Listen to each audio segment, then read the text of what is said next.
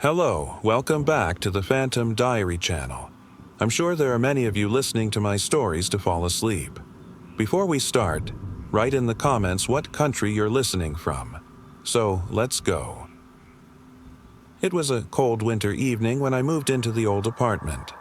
The place was cheap, way cheaper than any of the others I'd seen, but I didn't care. I needed a place to stay, and I was desperate. The landlord, a wiry old man with a raspy voice, handed me the keys with a grim smile and a warning. "Don't stay up too late," he said, his eyes narrowing. "This building has a history." I didn't think much of it at first. After all, old buildings always had strange stories attached. The apartment was tiny, but it had a certain charm. Cracked wooden floors, creaky doors, and a big bay window that let in the dim light of the street. It was perfect. That night, I went to bed early, exhausted from the move. The silence was thick in the air, and the creaks of the old structure seemed amplified in the quiet. I lay in bed, the comfort of a new place keeping me relaxed, when I heard it, a faint scratching. At first, I thought it was just the house settling, the wood shifting with the cold. But then the scratching came again, followed by a soft thump. It was coming from inside the walls. I froze, my heart pounding. It sounded like something was moving, something trying to get out. I turned on the lights, my mind racing. Was it a rat? Some sort of animal? The scratching stopped. I waited, staring at the walls, trying to make sense of it. The apartment was old, sure, but not that old. I convinced myself it was just my imagination and tried to go back to sleep. But sleep didn't come. The next night, the scratching returned. This time, it was louder, more persistent. The thumping was heavier. My skin crawled. I got up, grabbed a flashlight, and started looking around. I checked the walls, the floorboards, even the small closet. But nothing. The noise seemed to come from the area around the bed, directly beneath the floor. I decided to go down to the building's maintenance room the next day and ask the landlord about it. Maybe there was some kind of vermin infestation. He wasn't in, so I left a note and went about my day, but the scratching continued that night, worse than before. The thumps now felt like they were right under my bed. The next morning, I woke up with a start. The light from the street lamp filtered through my window. The scratching had stopped, but something felt off. I looked down at the floor, and that's when I saw it. A thin crack in the floorboard, no bigger than a hairline fracture. But something glimmered underneath it. Slowly, I knelt down and pried it open. There, in the space beneath the floor, was a small metal box. I pulled it out, my hands shaking. The box was old, rusted with age, and covered in strange symbols. I opened it, expecting to find dust or forgotten trinkets, but inside was something else entirely. A small, mummified hand. It was human. The instant my fingers touched it, the scratching noise erupted again, louder this time, like claws scraping against the walls. It felt like the room was shaking. I dropped the hand back into the box and slammed it shut, but the scratching didn't stop. Ran out of the apartment, heart racing, and went straight to the landlord. When I told him what had happened, his expression darkened. He didn't seem surprised. "You shouldn't have opened it," he said softly, his eyes not meeting mine. "That building has a past. There's something in the walls."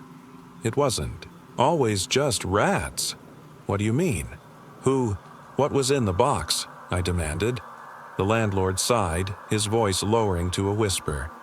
"Years ago, a tenant went missing. No one knows what happened to him, but the scratching started shortly after. They say he's still here, trapped inside the walls. Every few months, someone new moves in, and the scratching starts again. It never stops until the next person finds it." A chill ran down my spine. I was the next person. I went back to the apartment, and for the first time, I noticed how the walls seemed to pulse, as though something was moving beneath the plaster. The floor beneath me groaned as though something large was shifting. The air grew thick, suffocating. That night, the scratching came back, louder than ever. I tried to ignore it, but I could feel something watching me, its eyes burning through the walls. The sound was maddening, a constant, insistent scrape that grew closer, as if whatever was inside the walls was trying to break free. I pulled the blanket over my head and squeezed my eyes shut, hoping for sleep. But the moment I drifted off, I felt it, a cold breath against my neck. I shot up in bed, heart pounding, but the room was empty. The scratching had stopped. Everything was silent. But as I reached for the light switch, my gaze fell on the wall, opposite me. The plaster had cracked further, revealing a small slit in the surface, and from that slit, a hand, pale and skeletal, was slowly creeping through. I ran out of the apartment and never looked back. It was supposed to be an ordinary evening. I was home alone, tucked into my apartment, trying to unwind after a long day. The apartment was small but cozy, one of those places that feels like it should be warm and safe. But something felt off that night. I couldn't shake the feeling of being watched. The odd thing was, it wasn't just in my head. It was a physical sensation. The air seemed to thicken, and every little creak of the floorboards or the hum of the refrigerator seemed louder than usual. I tried to ignore it, settling in with a book. But then the scratching started. It was soft at first, like a mouse scurrying in the walls. But as the minutes passed, it grew louder, more frantic. I glanced at the walls. My apartment was on the top floor of an old building, but I never heard animals in the walls before. The noise was persistent, but I convinced myself it was nothing. Probably just a pipe, a draft, something mundane. Then it stopped. For a moment, total silence. I tried to go back to my book, but the atmosphere felt heavier, darker. A chill swept across the room, raising the hairs on my neck. I got up to grab a glass of water. As I moved through the dim hallway toward the kitchen, I noticed something strange. The walls seemed closer? The space felt smaller, as though the room was slowly shrinking. I froze. My heart began to race. Something was wrong. I turned back, toward the living room, and that's when I saw it. At first, I thought it was a shadow, a trick of the light. But as my eyes adjusted, I realized it wasn't a shadow at all. There were eyes. Two of them, large and wide, staring out from a crack in the wall.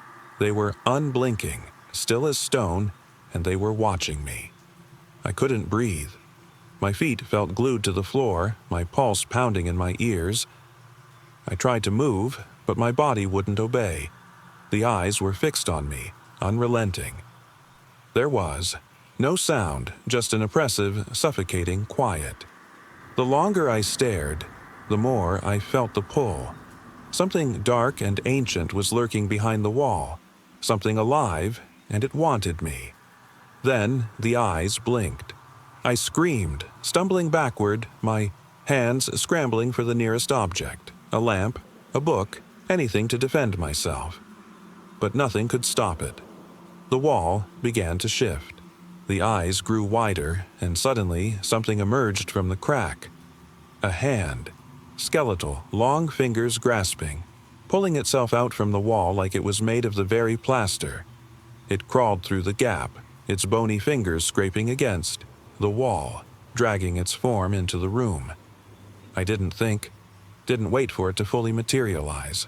I turned and ran, crashing through the door of my bedroom, locking it behind me. But I didn't feel safe. I heard the sound of the scraping, hand against the walls again, faint at first but growing louder, closer. The thing wasn't in the walls anymore. It was in the apartment with me. Panic clawed at me. I couldn't hear anything else over the sound of my own breath, heavy and ragged. I scrambled to my phone, hands shaking as I dialed 911. The line clicked twice, then a voice came through.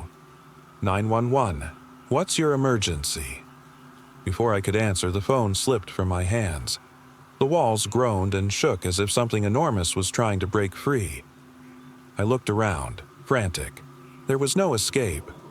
The door, still locked, was shaking, the air vibrating with an unnatural energy. I pressed my ear against the wall, listening. That's when I heard it. A voice, soft and sibilant, whispering through the cracks. "Come closer. We can see you now." I froze. The voice was close, too close. The bedroom door shuddered under a heavy thud. I didn't think. I ran. I grabbed my things, anything to carry, and rushed for the window. The thing was nearly through the door. Its hand was visible now, torn skin and black nails scraping at the wood. I opened the window as fast as I could, desperate for any escape. The night air rushed in, cold and biting, but I didn't care. I leapt out. I didn't think I'd make it, didn't think I could hold on. But I climbed. Down the fire escape, my legs shaking. I didn't stop until I hit the ground. I didn't stop running until I was far, far away, shaking with fear. I couldn't go back. Now, I'm staying at a friend's place. I can't go back to that apartment, but I know the thing is still there, waiting. I can hear it sometimes, scratching at the walls of my mind, whispering in my ears when I close my eyes. And every time I look at a wall, I'm afraid. I'll see them again. The eyes. And they'll be waiting for me. It wasn't supposed to be a haunted house. I had rented the old Victorian on a whim, seeking a quiet getaway from the stress of the city. The listing had boasted about its charm, the antique furnishings, and the picturesque location. What it didn't mention were the strange occurrences that came with it. The first night, nothing happened. The house was quiet, old, but cozy, and I was relieved to have some peace. But by morning, I noticed something odd. One of the mirrors in the hallway, an ornate piece above the console table, was slightly askew. I knew I hadn't touched it, but it wasn't worth worrying about. I straightened it and went on with my day. That evening, the air felt thicker. The house was still, save for the occasional creak of wood. As I made my way through the hallway to the kitchen, something caught my eye. A figure in the mirror. I froze. A woman. She stood there, facing away from me, her back to the glass. She had dark hair that cascaded down her back, but no face. The mirror reflected only the blackness where her face should be. My heart raced. I turned quickly, but the hallway was empty. I spun back to the mirror. Nothing, just my reflection. I must have imagined it, I thought, but I couldn't shake the feeling that something was wrong. That night, the house seemed louder. The silence had become suffocating. As I prepared for bed, I passed the mirror again. This time, I saw her more clearly. A woman in a tattered gown, her hands hanging limp by her sides. She was staring directly at me, her face still missing. I gasped and backed away, my pulse thudding in my chest. I knew I should leave, but something kept me rooted to the spot.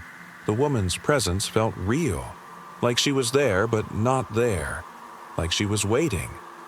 I closed my eyes, took a breath, and forced myself to move. But as I passed the mirror, I swore I heard a whisper. "Help me." I spun around, my heart in my throat, but the hallway was empty again. The mirror, empty. I didn't sleep that night.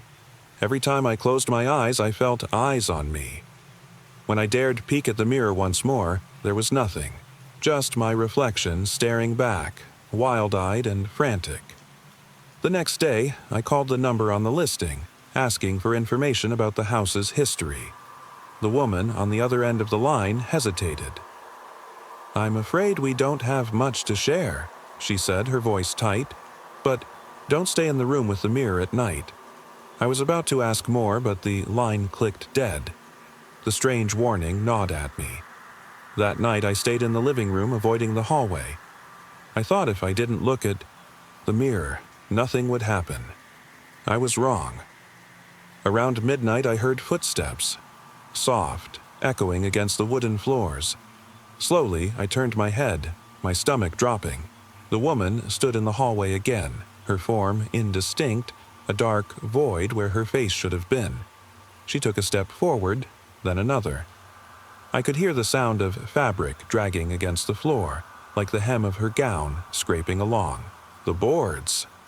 I tried to scream, but no sound came out. The woman's feet didn't touch the ground. She glided closer, her black eyes locked on mine. And then, with a sudden jerk, her face appeared in the mirror. Not a blank void, but a twisted, contorted face with hollow, gaping eyes. Her mouth stretched wide into a silent scream. I turned away, stumbling back in terror, and when I looked again, she was gone. The mirror reflected only my own wide-eyed panic. I didn't wait. I ran from the house, not daring to look back. I didn't care if I was leaving behind my things or the house itself. The front door slammed behind me, and I never once looked back. To this day, I have no idea who or what the woman was. But sometimes, late at night, when I pass by mirrors, I swear I see her face just behind mine, waiting. I never liked taking the last train of the night. There was something about the empty, hollow feeling of the stations that unsettled me. But after a late shift at work, I didn't have much choice. The train station was practically empty, and the platform lights flickered in the cold, late-hour air. I waited, shifting from foot to foot, trying to shake off the gnawing feeling in my stomach. The train was late, and the usual buzz of conversation was absent. Just a few tired souls, all silently staring at the ground or scrolling through their phones. When the train finally arrived, it was older than usual. The metal was scratched and rusty, the headlights dim as it screeched to a halt. I stepped in, looking for an empty seat. The carriage was nearly deserted, save for a man sitting at the far end, staring at the wall. He didn't move, didn't acknowledge me as I walked past him. I found a seat by the window and tried to relax, watching the world blur past as the train started moving. The tracks hummed beneath me, and I leaned my head against the cool glass, feeling the exhaustion take over. Then I heard it. A low, almost imperceptible sound. A soft whisper, like someone talking just out of earshot. I looked up, but no one was near me. My breath caught in my throat, and I glanced toward the man at the far end. He hadn't moved. I shook it off, thinking it was just the train's usual creaks and groans. But then it happened again. The whispering, louder this time. It wasn't coming from the man, but from somewhere deeper within the train. I stood up, my pulse quickening. "Hello?"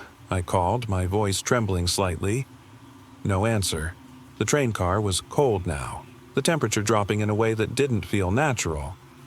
I started walking toward the back, drawn by an uneasy feeling, the whispers growing louder with each step. As I reached the end of the car, I froze. A figure was standing there, facing the door that led into the next car. A woman, her back to me, her hair long and black, draped in a ragged coat. She didn't turn when I approached, just stood there, unnervingly still. "Excuse me," I said, my voice sharp. She didn't respond. I took another step forward, my heart racing now. The air felt thick, suffocating, like the space around me was closing in. The woman's shoulders twitched, just slightly. I reached out and touched her arm. She flinched but didn't move otherwise. When I pulled my hand back, my fingers were wet. I looked down and saw the streaks of red on my skin. Blood. My stomach lurched and I stepped back. The woman slowly turned to face me, her face pale and expressionless. Her eyes were wide open, but the pupils were missing. Just blank, empty sockets. Stumbled backward, my heart hammering in my chest. But the door to the next car was locked. I was trapped.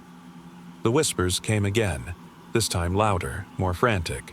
The woman opened her mouth, but no sound came out. Only the low, growling hum of the train's engines. Then, in a single, smooth motion, her head twisted completely around, facing me with those empty sockets. "Get off," she whispered, her voice, barely audible, but somehow echoing in my mind. "Get off the train." The world tilted, my stomach churned. I didn't know what I was looking at. what I had gotten myself into. The train rumbled louder, shaking beneath me. The air turned frigid, and I realized in a terrifying moment of clarity that we weren't on a regular track anymore. I bolted toward the door, my hands slick with sweat as I yanked it open. The train was no longer moving through familiar streets, but through dark, endless space. Outside the window there were no buildings, no lights, just an endless void. I turned back, but the woman was gone. The car was empty now. I could still hear the whispers, though, echoing in the corners of my mind. The train screeched to a halt. The lights flickered and went out. The silence was deafening. I ran off the train without looking back, my heart pounding in my ears. I didn't know where I was, but I knew one thing for sure. I would never take the last train again. As I looked around, disoriented, a figure appeared at the platform. The same woman. Her face turned toward me, a smile forming where there should have been no mouth. "You shouldn't have gotten off," she whispered. "Now, you're one of us." And then everything went black. It was supposed to be a simple night, a quiet evening spent helping my friend Tom move into his new place. He had recently bought an old house at a ridiculously low price, a fixer-upper with charm, as he put it. But I should have known better than to trust my instincts on a deal that cheap. The house was located on the outskirts of town, far from the busy streets. A faded "for sale" sign still hung by the rusted gate when I arrived. The house loomed in front of me, its windows dark, with ivy creeping up the stone walls. Tom greeted me at the door, smiling as though he hadn't noticed how unsettling it looked. "Thanks for helping," he said, his eyes bright with excitement. "You'll love this place once we get it cleaned up." I smiled, but I wasn't convinced. There was something about it that made my skin crawl. Tom led me inside and we started unloading boxes. The house was quiet, too quiet, and the air smelled faintly of mildew, dust, and something else I couldn't place. After a while, Tom disappeared upstairs to deal with some of the furniture, leaving me to explore. I walked around, finding the usual clutter of an old home, cracked mirrors, faded wallpaper, and warped floorboards, but when I passed through the kitchen, I saw something odd.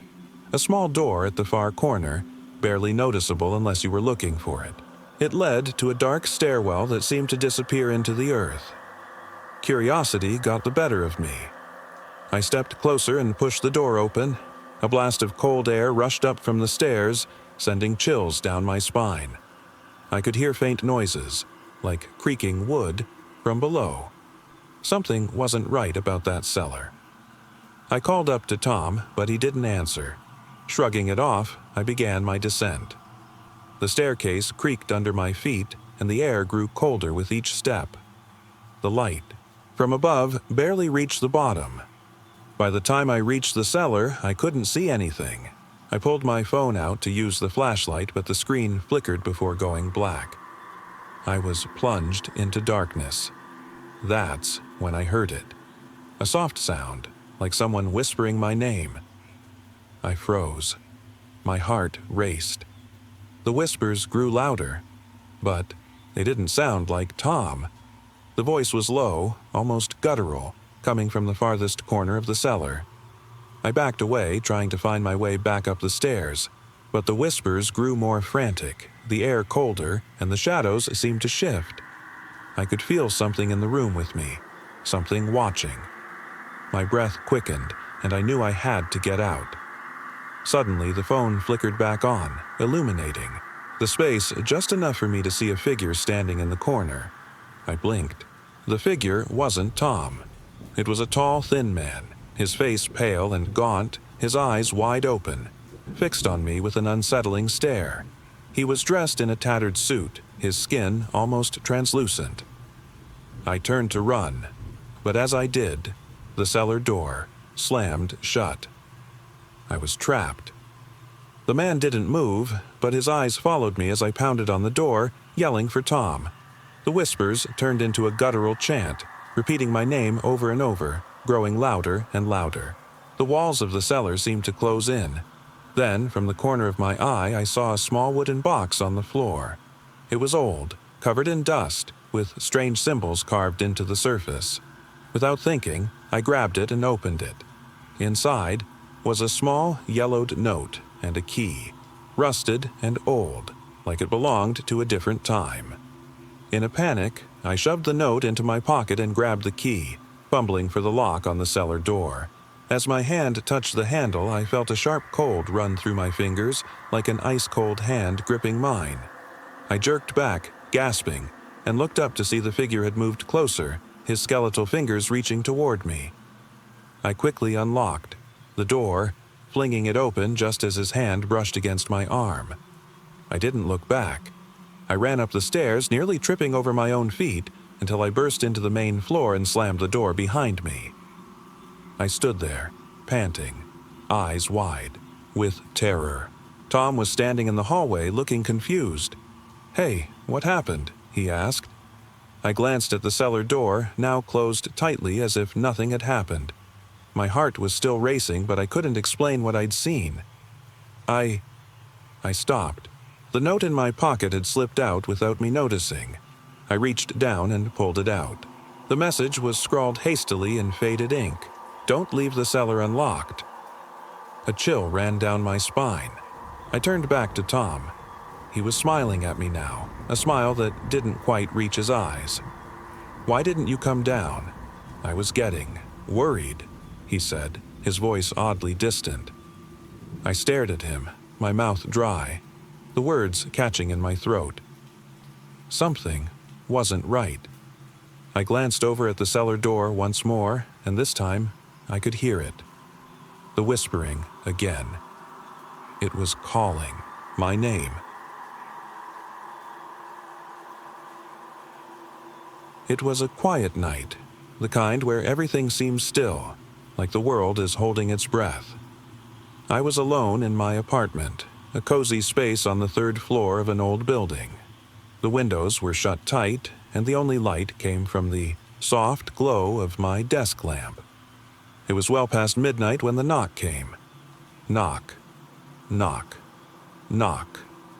3 distinct raps on the door. At this hour, my first instinct was to ignore it. My building was old, and the walls thin. So thin that sometimes I'd hear strange noises late at night, footsteps that echoed in the hallways or whispers just out of reach. But this knock, it was different. It wasn't the usual sound of someone hurrying to leave a package or a lost neighbor asking for sugar. No, this was deliberate, methodical. I stood up, the hairs on the back of my neck prickling. My apartment was quiet, too quiet, and the knocking grew louder, more insistent. "Who's there?" I called, my voice shakier than I wanted it to sound. No response.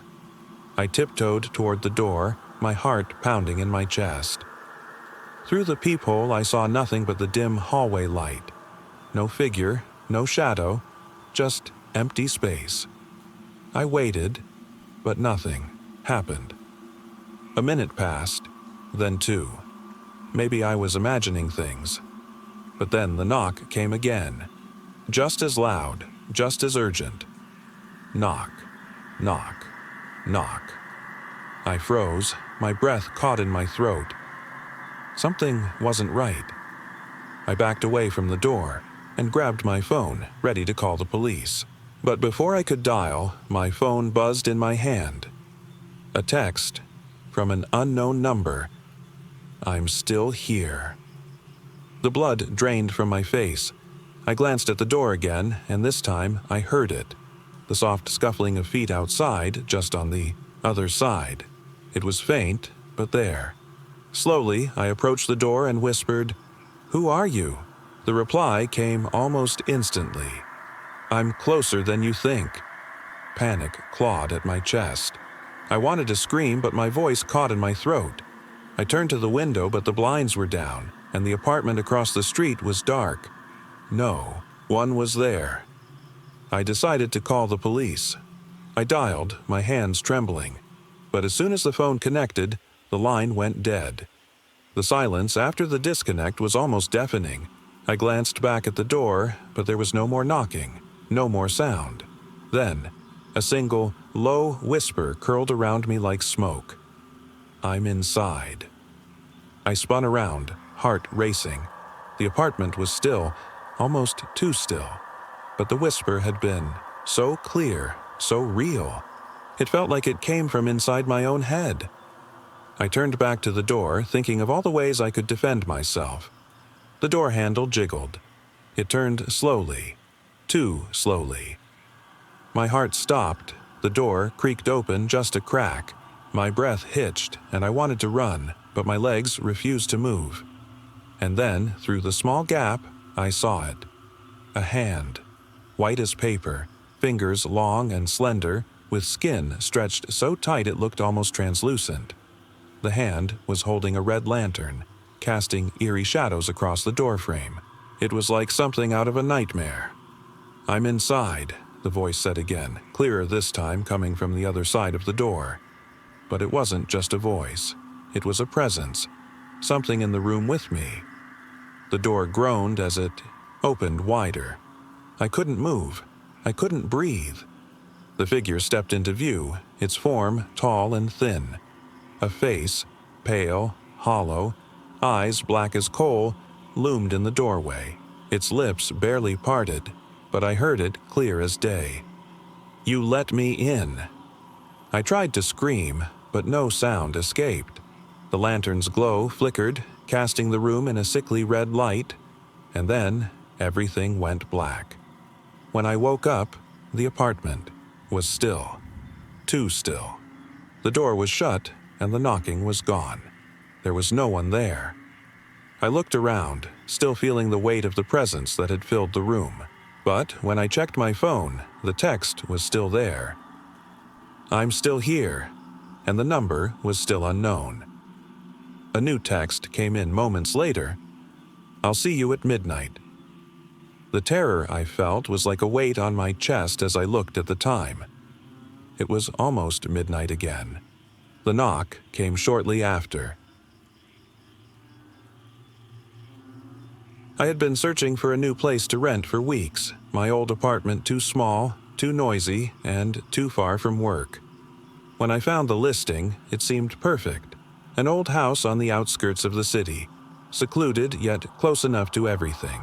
The price was shockingly low, but the landlord assured me that it was simply because it had been on the market for a while. The first day I moved in, the house felt wrong. Not in a way I could explain, but in a way I could feel deep in my bones. The rooms were large and the walls were lined with old, yellowed wallpaper. The air smelled stale and the floors creaked with every step. Still, I shrugged it off. Maybe it was just the house's age. The landlord had given me a tour when I signed the lease, and there was one room that stood out, a small, windowless door at the end of a long hallway. He warned me not to go in there. "That room has been locked for years," he said, his voice unusually firm. "Nobody's ever stayed in it. I keep the key for safety. You don't want to open it." He smiled as though it were a joke, but something about his eyes, wide and nervous, made me uncomfortable. That night, as I settled into my new bedroom, I couldn't stop thinking about that door. The house was dark except for the weak light from the street lamp outside, casting eerie shadows against the walls. My curiosity gnawed at me, making sleep difficult. I kept hearing strange sounds, scratching noises in the walls, faint whispers, or maybe it was just the house settling. But I couldn't shake the feeling that someone, or something, was waiting on the other side of that door. The next day, after work, I couldn't resist anymore. I had to see what was behind that door. I found the key under the old rug near the front door. It was small, rusted, and looked like it hadn't been touched in decades. The door was cold to the touch as I turned the key, and I felt the oddest shiver run through me as it creaked open. The room inside was unlike anything I'd imagined.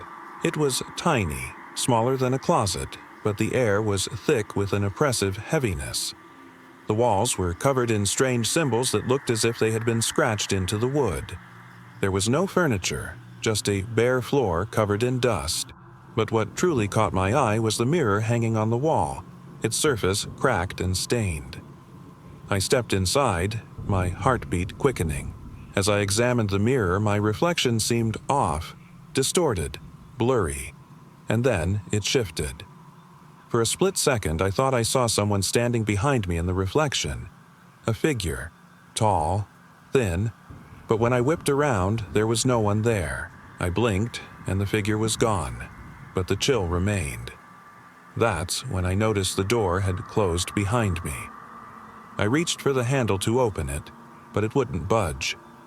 I tried again, panic rising, but the door refused to open. The air in the room grew colder, and the whispering began. Soft at first, like someone was breathing in my ear.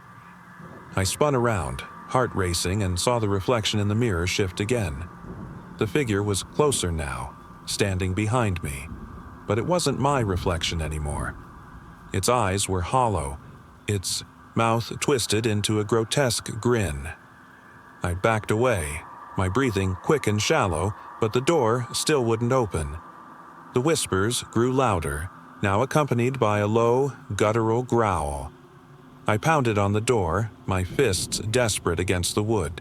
I felt trapped, like something in that room had me caught in its grasp. Suddenly, the door swung open and I stumbled out into the hallway. I gasped for air, my hands shaking. The door slammed shut behind me, but the whispers didn't stop. They followed me, echoing through the house, whispering my name, calling me back. That night, I tried to sleep, but the whispers continued, growing louder until they were right beside me.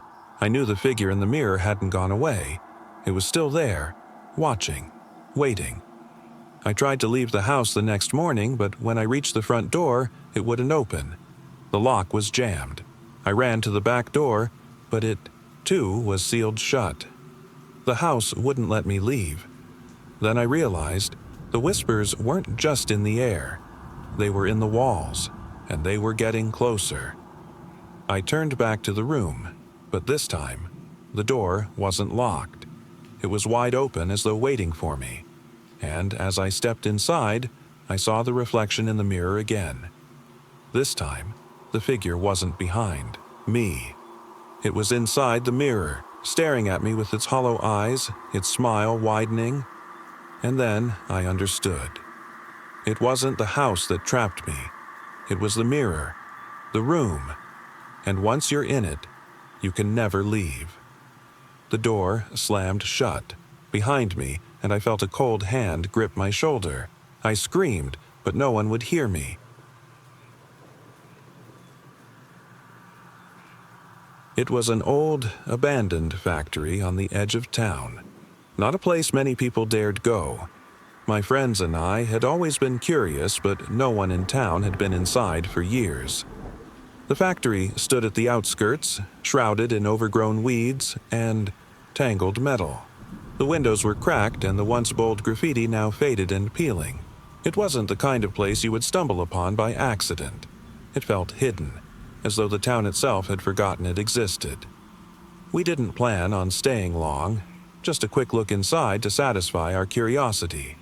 My friends, Jason, Rachel, and I, were eager to see what was left of the old place.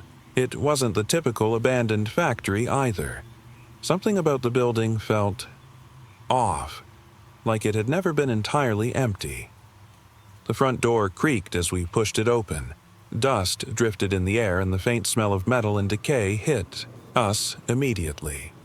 The floors were covered in grime and debris, and broken machinery loomed in the corners, casting long, distorted shadows. The place seemed vast, too big for what we knew the factory to have produced.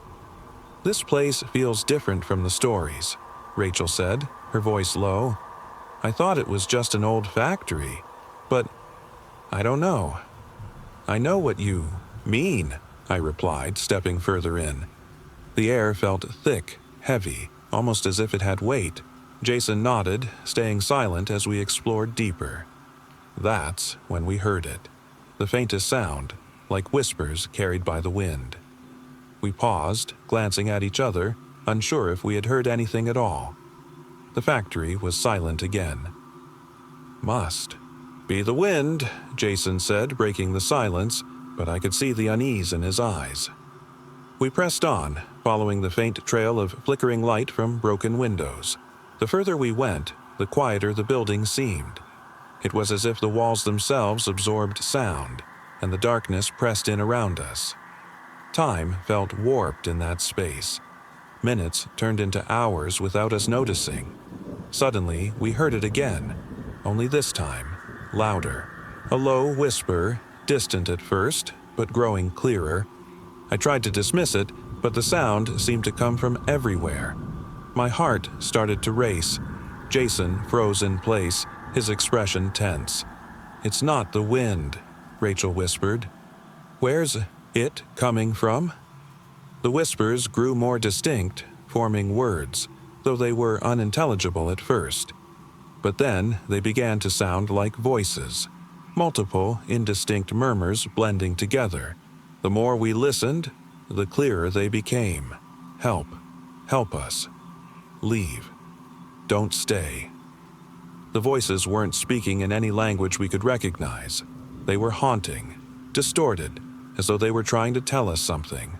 Something we couldn't grasp. The lights from the windows flickered erratically. Shadows began to move again, blurred shapes dancing across the walls. It was as if the factory itself was alive, breathing, shifting. The ground beneath our feet felt colder, and the whispers became louder, more desperate. "We need to get out of here," Jason muttered, his voice cracking. His flashlight trembled in his hand. As we turned to leave, the whispers turned into something darker, a low, guttural growl that seemed to echo from deep within the factory.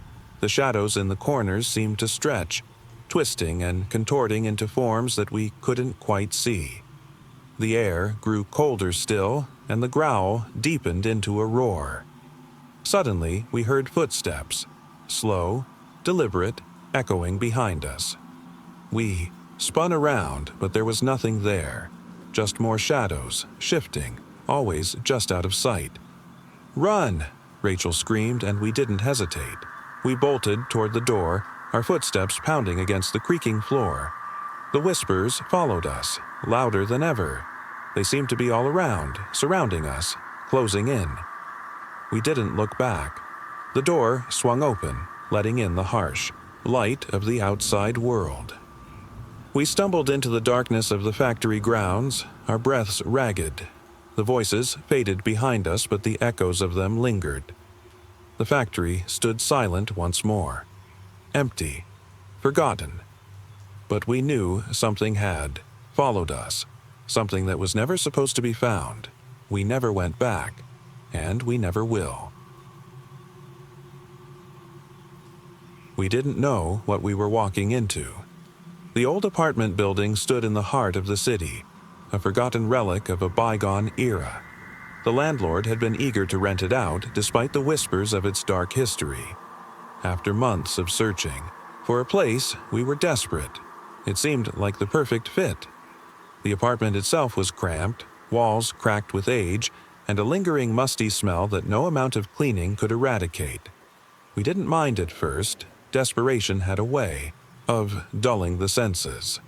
But as we settled in, things began to feel off. It started small. The lights flickered late at night, and the sound of footsteps echoed through the hallway, even though we knew no one else lived in the building. There were no neighbors to hear or investigate.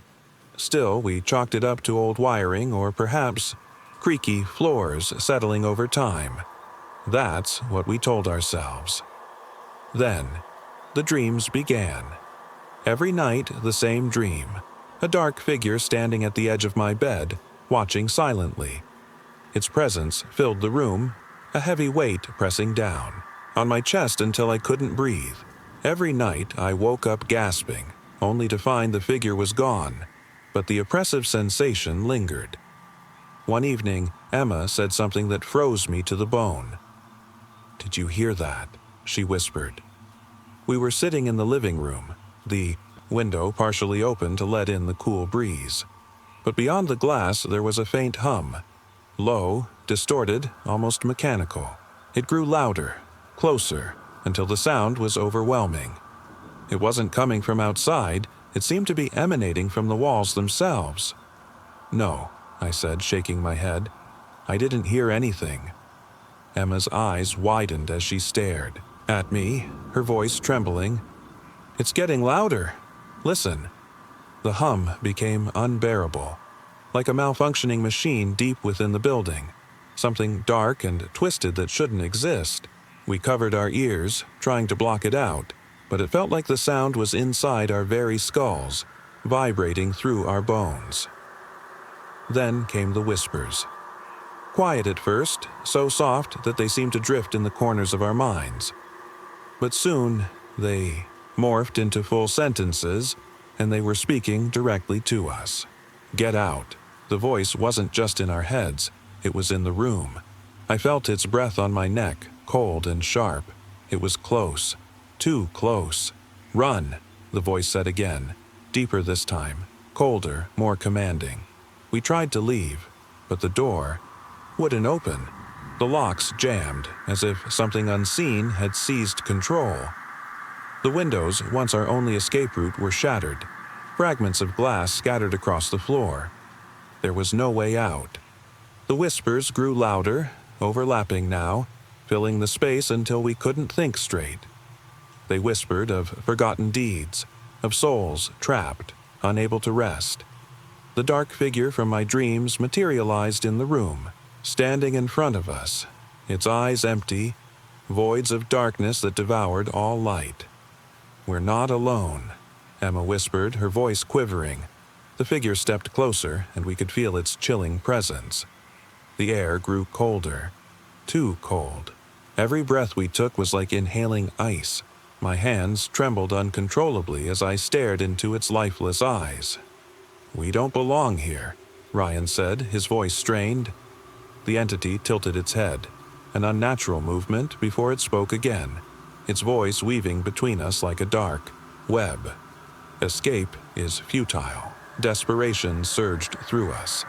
I shouted, screaming into the void, but the whispers swallowed my voice. Emma clawed at the walls, desperate to tear through them, while Ryan pounded on the windows, even as shards cut into his hands. But nothing worked.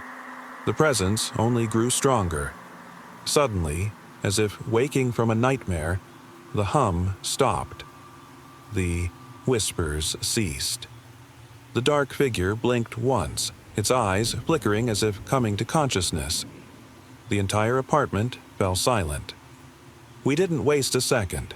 Without speaking, we bolted through the hallway, shoving open doors, desperate for any exit.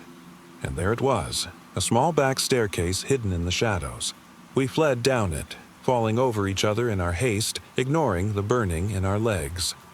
At the bottom, we burst into the alley, breathless and alive. The city seemed normal again. Noise, light, movement. But we didn't stop. We kept running, heart pounding in sync with the chaos that had just unfolded. When we dared to look back, the building was empty, still and undisturbed, like it had never happened. No signs of life, no trace of the horrors we experienced. We never spoke of what had transpired that night again. The apartment had become our shared nightmare, something too impossible to comprehend, let alone explain. To this day, we avoid that part of the city. We don't know what still lingers there, and honestly, we don't want to find out. It was supposed to be a casual evening hike. My cousin and I had done this trail dozens of times before. It snaked through the hills above the town, offering stunning views of the sunset and just enough challenge to make you feel accomplished.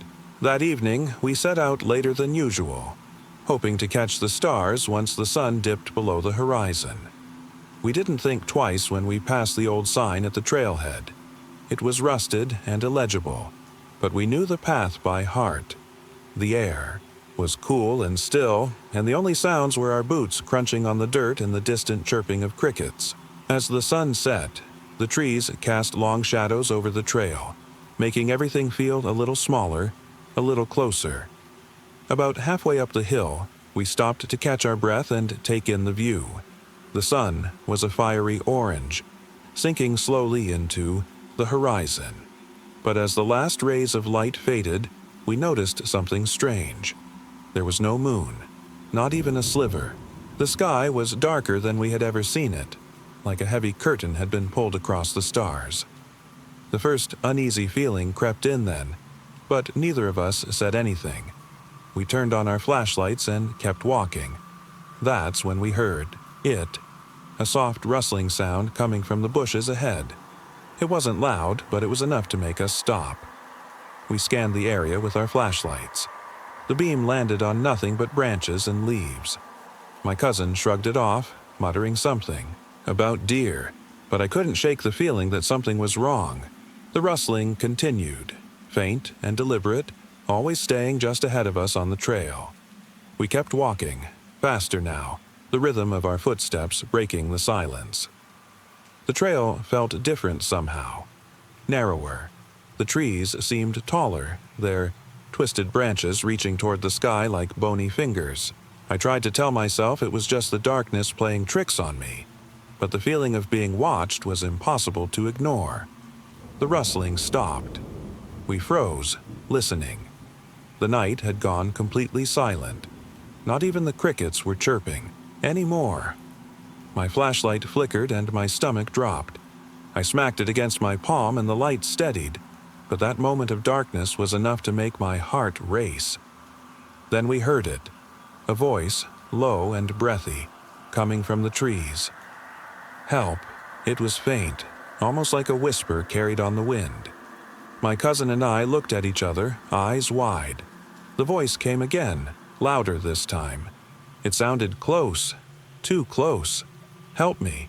It didn't sound right. The tone was off, hollow, and strained, like someone trying to mimic a human voice but not quite getting it right. Against my better judgment, I called out, asking if someone was there. No response. Then we saw it. A figure stepped onto the trail ahead of us. It was shrouded in shadow, its shape impossible to define. My cousin aimed his flashlight at it, and I felt my blood run cold. The figure didn't have a face. It was smooth and featureless like a mannequin, but it moved like a living thing, jerking slightly as if adjusting to the light. We stood frozen, too scared to run, too scared to move. The figure raised a hand, pointing down the trail. Its arm was too long, the joints bending at unnatural angles. It tilted its head, and for a moment I thought I heard it breathe. Then it turned and walked into the woods, disappearing into the trees without a sound. The moment it was gone, the forest came alive again. The crickets chirped, the wind rustled the leaves, and it was as if nothing had happened. Without a word, my cousin and I turned and bolted back down the trail, running, as fast as our legs could carry us. The trail felt endless, the trees closing in on us from all sides. When we finally reached the car, we slammed the doors shut and peeled out of the parking lot, not stopping until we were back in town. We never spoke about it after that night. I don't know what we saw, and I don't want to know. But sometimes when I'm lying awake at night, I can still hear that voice. It wasn't asking for help. It was calling us in.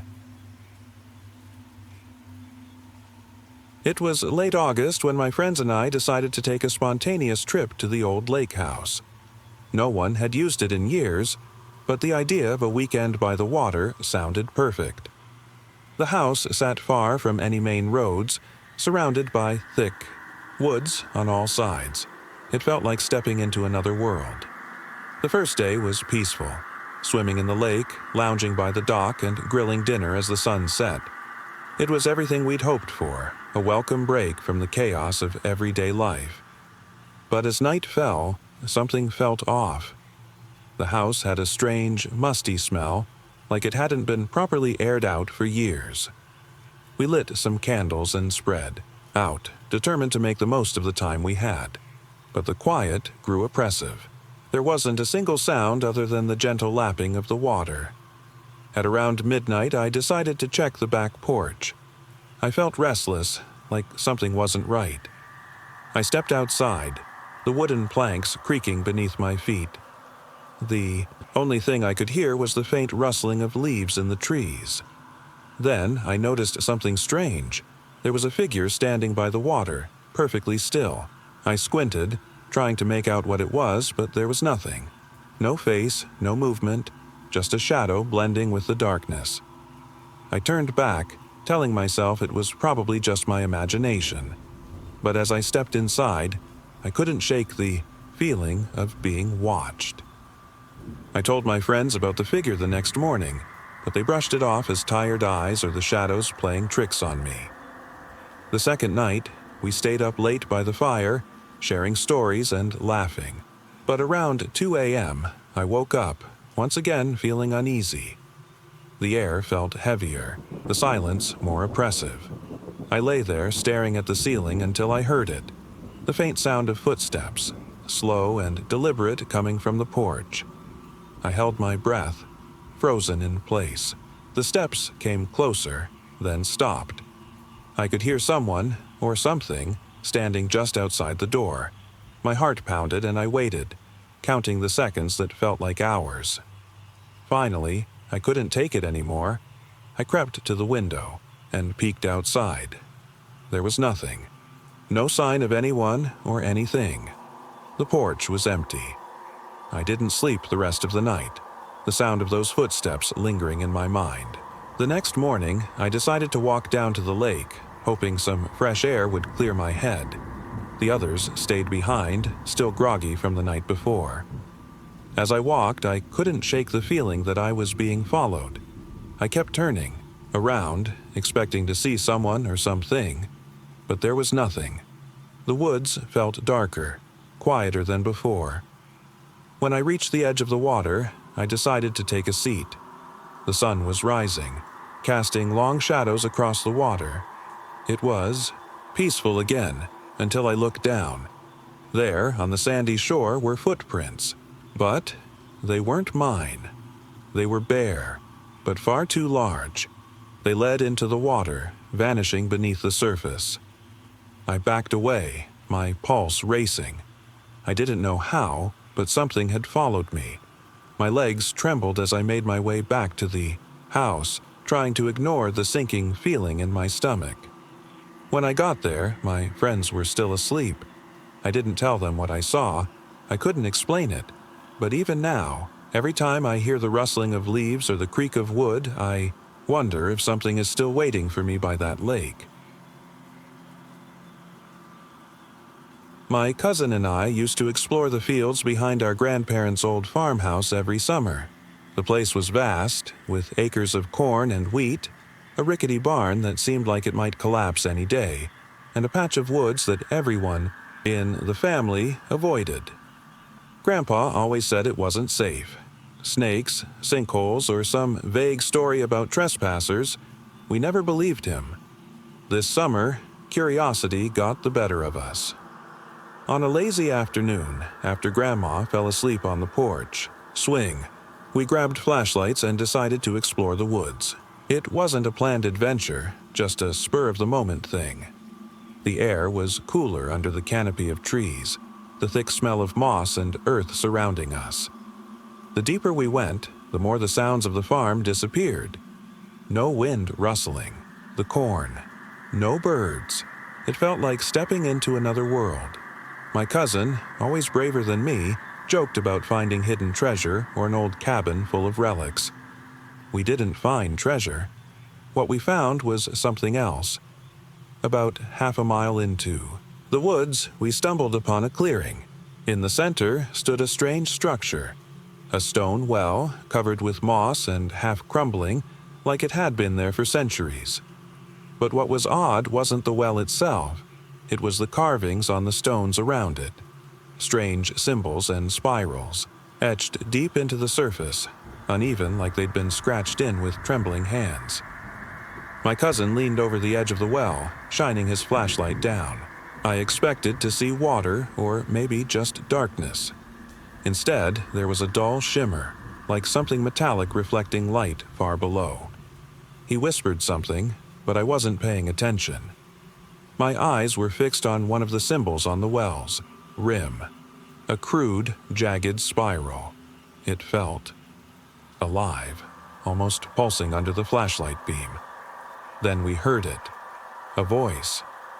It wasn't a shout or a whisper, but something low and guttural, echoing faintly from deep inside the well. My cousin stumbled back, dropping his flashlight into the pit. The light flickered as it tumbled down, illuminating the sides of the well as it fell. For a moment, I thought I saw something move, a shadow curling along the stone. I grabbed his arm, whispering that we needed to leave, but he just stood there, staring at the well, his mouth slightly open.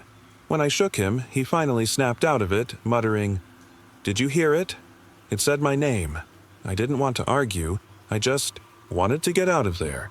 I pulled him away, and we hurried back through the woods, tripping over roots and branches. The air felt heavier now, and the shadows seemed to stretch longer. By the time we reached the edge of the trees, we were both gasping for breath. We didn't tell anyone about the well. Not that day, not that summer. But things changed after that. My cousin started sleepwalking, which he'd never done before. He'd wake up outside, standing at the edge of the cornfield, always facing the woods. One night, he woke me up, standing by my bed with a blank expression, saying he needed to go back. I tried to convince him it was just a dream, that the well wasn't real, or, if it was, that it didn't mean anything. But he was adamant. He said it was calling him, that it wasn't finished with us. The last straw came on the final night of the summer. We were packing up to leave the farm when I heard the screen door slam. My cousin was gone. I ran outside, shouting his name, but there was no answer. Grandma and Grandpa were asleep, so I grabbed a flashlight and ran toward the woods. I found him in the clearing, standing next to the well. He wasn't moving, just staring down into the darkness. When I called his name, he didn't respond. I ran to him, grabbed his arm, and shined my flashlight into the well. What I saw still makes my skin crawl. The shimmer from before was gone.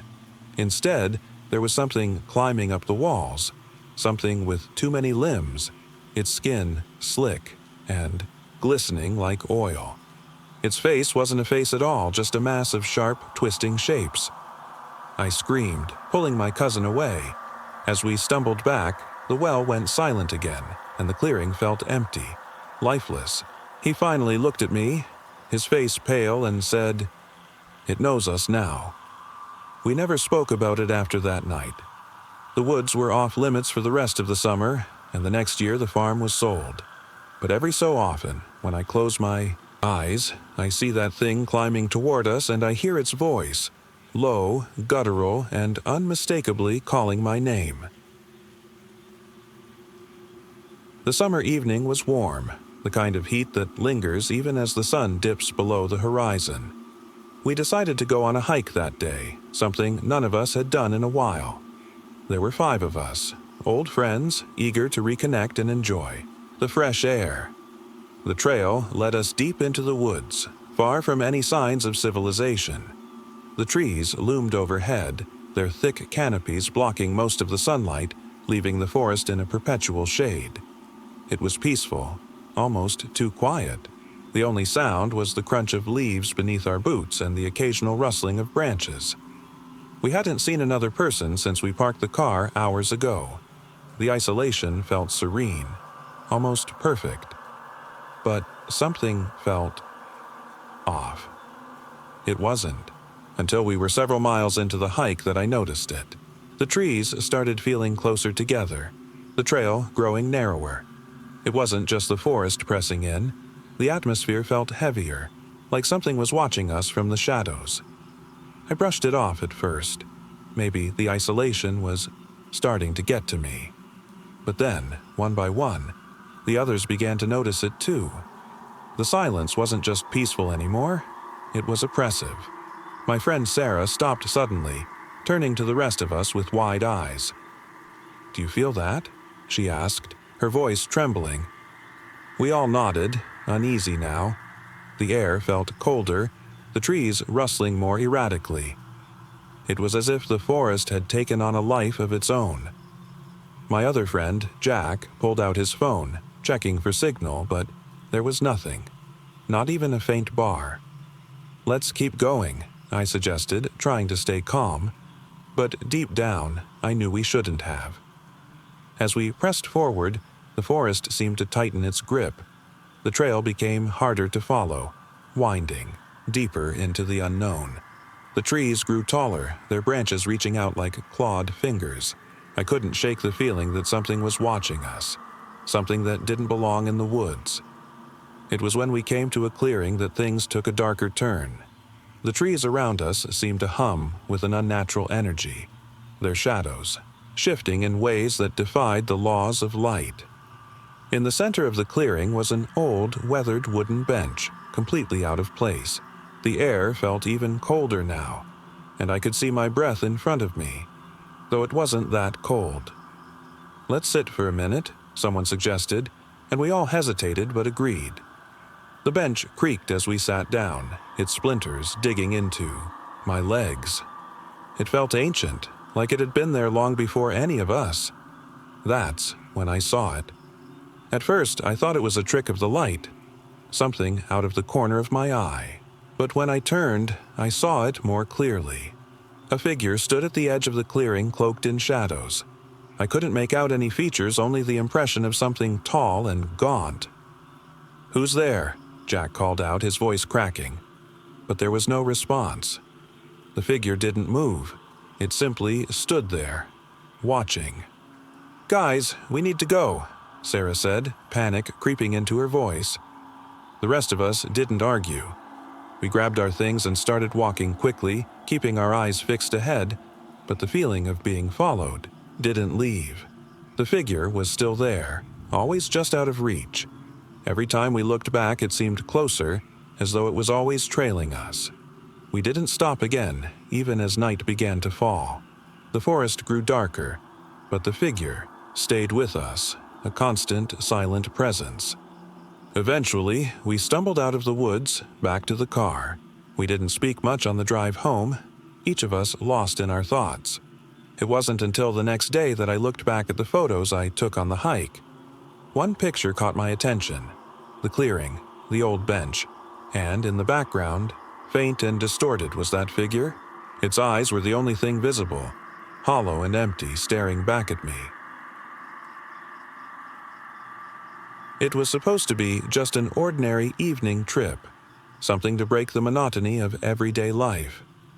My friends and I decided to take the old winding road through the countryside, a place none of us had visited before.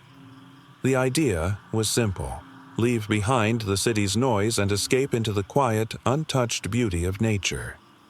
The drive was uneventful at first. The road stretched ahead, snaking between tall, overgrown fields that swayed gently in the evening breeze. The sky was painted in hues of orange and pink, and we were lost in conversation, laughing about everything and nothing. The GPS kept pointing us forward, leading us deeper into the unknown. But then the air changed. The atmosphere became thicker, heavier. The trees began to crowd the road, their branches meeting high above like twisted fingers. It felt like we were descending into a different world, one untouched by time. We came to a bend in the road, and that's when it happened. The car jolted, the engine sputtering as it suddenly lost power. I steered to the side, the tires crunching against the gravel. The road was empty, and there was nothing for miles except endless forest. We tried to restart the car, but it was no use. The engine made a low, guttural sound and then gave up entirely. The silence that followed was suffocating, broken only by the distant rustling of leaves in the wind. "We'll walk to the nearest town," someone suggested, but none of us were sure where that even was. We decided to stay put, hoping someone would pass by and offer help. Our phones were useless, no signal, no bars. It grew darker, and soon the only light came from the dying glow of the car's headlights. We sat in silence, passing around a flashlight to keep the shadows at bay. The woods felt alive. Every creak and crack of the branches was magnified, as if something were watching us. I don't know how much time had passed when we heard it, the sound of footsteps, not from the direction of the forest, but behind us. We froze, holding our breath. The footsteps were slow, measured, like they didn't belong to anyone we knew. "Hello?" I called out, my voice trembling. No answer, just the soft crunch of shoes on gravel. The sound got closer, and then, to my horror, we saw them. A group of figures walking toward us from the darkness. They didn't run, didn't seem scared or worried. They moved like shadows, their faces obscured by the night, their footsteps steady and unwavering. "Who are you?" someone whispered, but the figures didn't respond. They just kept coming. The flashlight's beam swept over them, revealing details that chilled us to the bone. They were wearing mismatched, tattered clothes, faces void of expression. Their eyes weren't hollow. There was nothing behind them at all. They weren't human, not anymore. Panic surged through us as they stopped, standing in a silent circle around the car. They didn't speak, didn't react to our screams. They just stared, as though they were waiting for something. We knew we couldn't run. There was no point in screaming. We could only sit and hope they would leave, but the longer they stood there, the more I realized they weren't going anywhere. Then, one of them, barely more than a shadow, stepped forward. It wasn't one of the figures we had seen before. This one was different. It was taller, thinner, its limbs stretched unnaturally. It moved with a jerky, unsettling gait, like it didn't quite fit in its own body. It stared at us with cold, black eyes, and for a moment, I swear, it smiled. Not a human smile, but something inhuman, sharp, toothless, and utterly devoid of life. Time seemed to stretch as we sat there, trapped in the gaze of those empty eyes. The air grew colder, heavier. I couldn't take it anymore. I turned my head, away, unable to bear the sight. When I looked back, they were gone. The figures, the strange figure, they were all gone. The forest was silent again, the only sound being the rustle of leaves carried by the wind. We didn't stay. We didn't look back. We ran, screaming into the night, not stopping until we reached the edge of town and found help. I don't know what they were or where they came from. I don't think I ever want to know. All I know is that some things should remain hidden, buried deep in the shadows of forgotten places. I've always been a night owl. I'd spend hours driving back roads, listening to music, or just getting lost in thought. One night, I decided to take a different route home, one that looped through fields and quiet country roads. It was the kind of night where the stars felt closer, the sky so vast and clear it seemed to stretch forever. Around 2 a.m., I found myself on a lonely stretch of road, surrounded by nothing but farmland. The fields stretched out on either side of me, empty and dark, with only the occasional flicker of distant farmhouses. I remember thinking how peaceful it all felt, isolated but serene. That's when I saw it. A figure standing by the side of the road. At first, I thought it was a scarecrow. The silhouette was tall and thin, almost too thin, with its arms outstretched like it was waving. I slowed down as I approached, my headlights illuminating it. But it wasn't a scarecrow.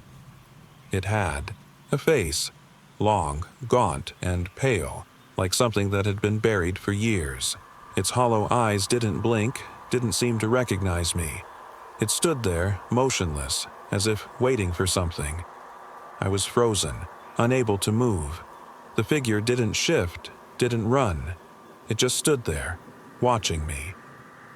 I held my breath, waiting for something, anything, but nothing happened. My car idled, the engine humming softly. Then, just as I was about to drive away, it moved. Not toward me, but away.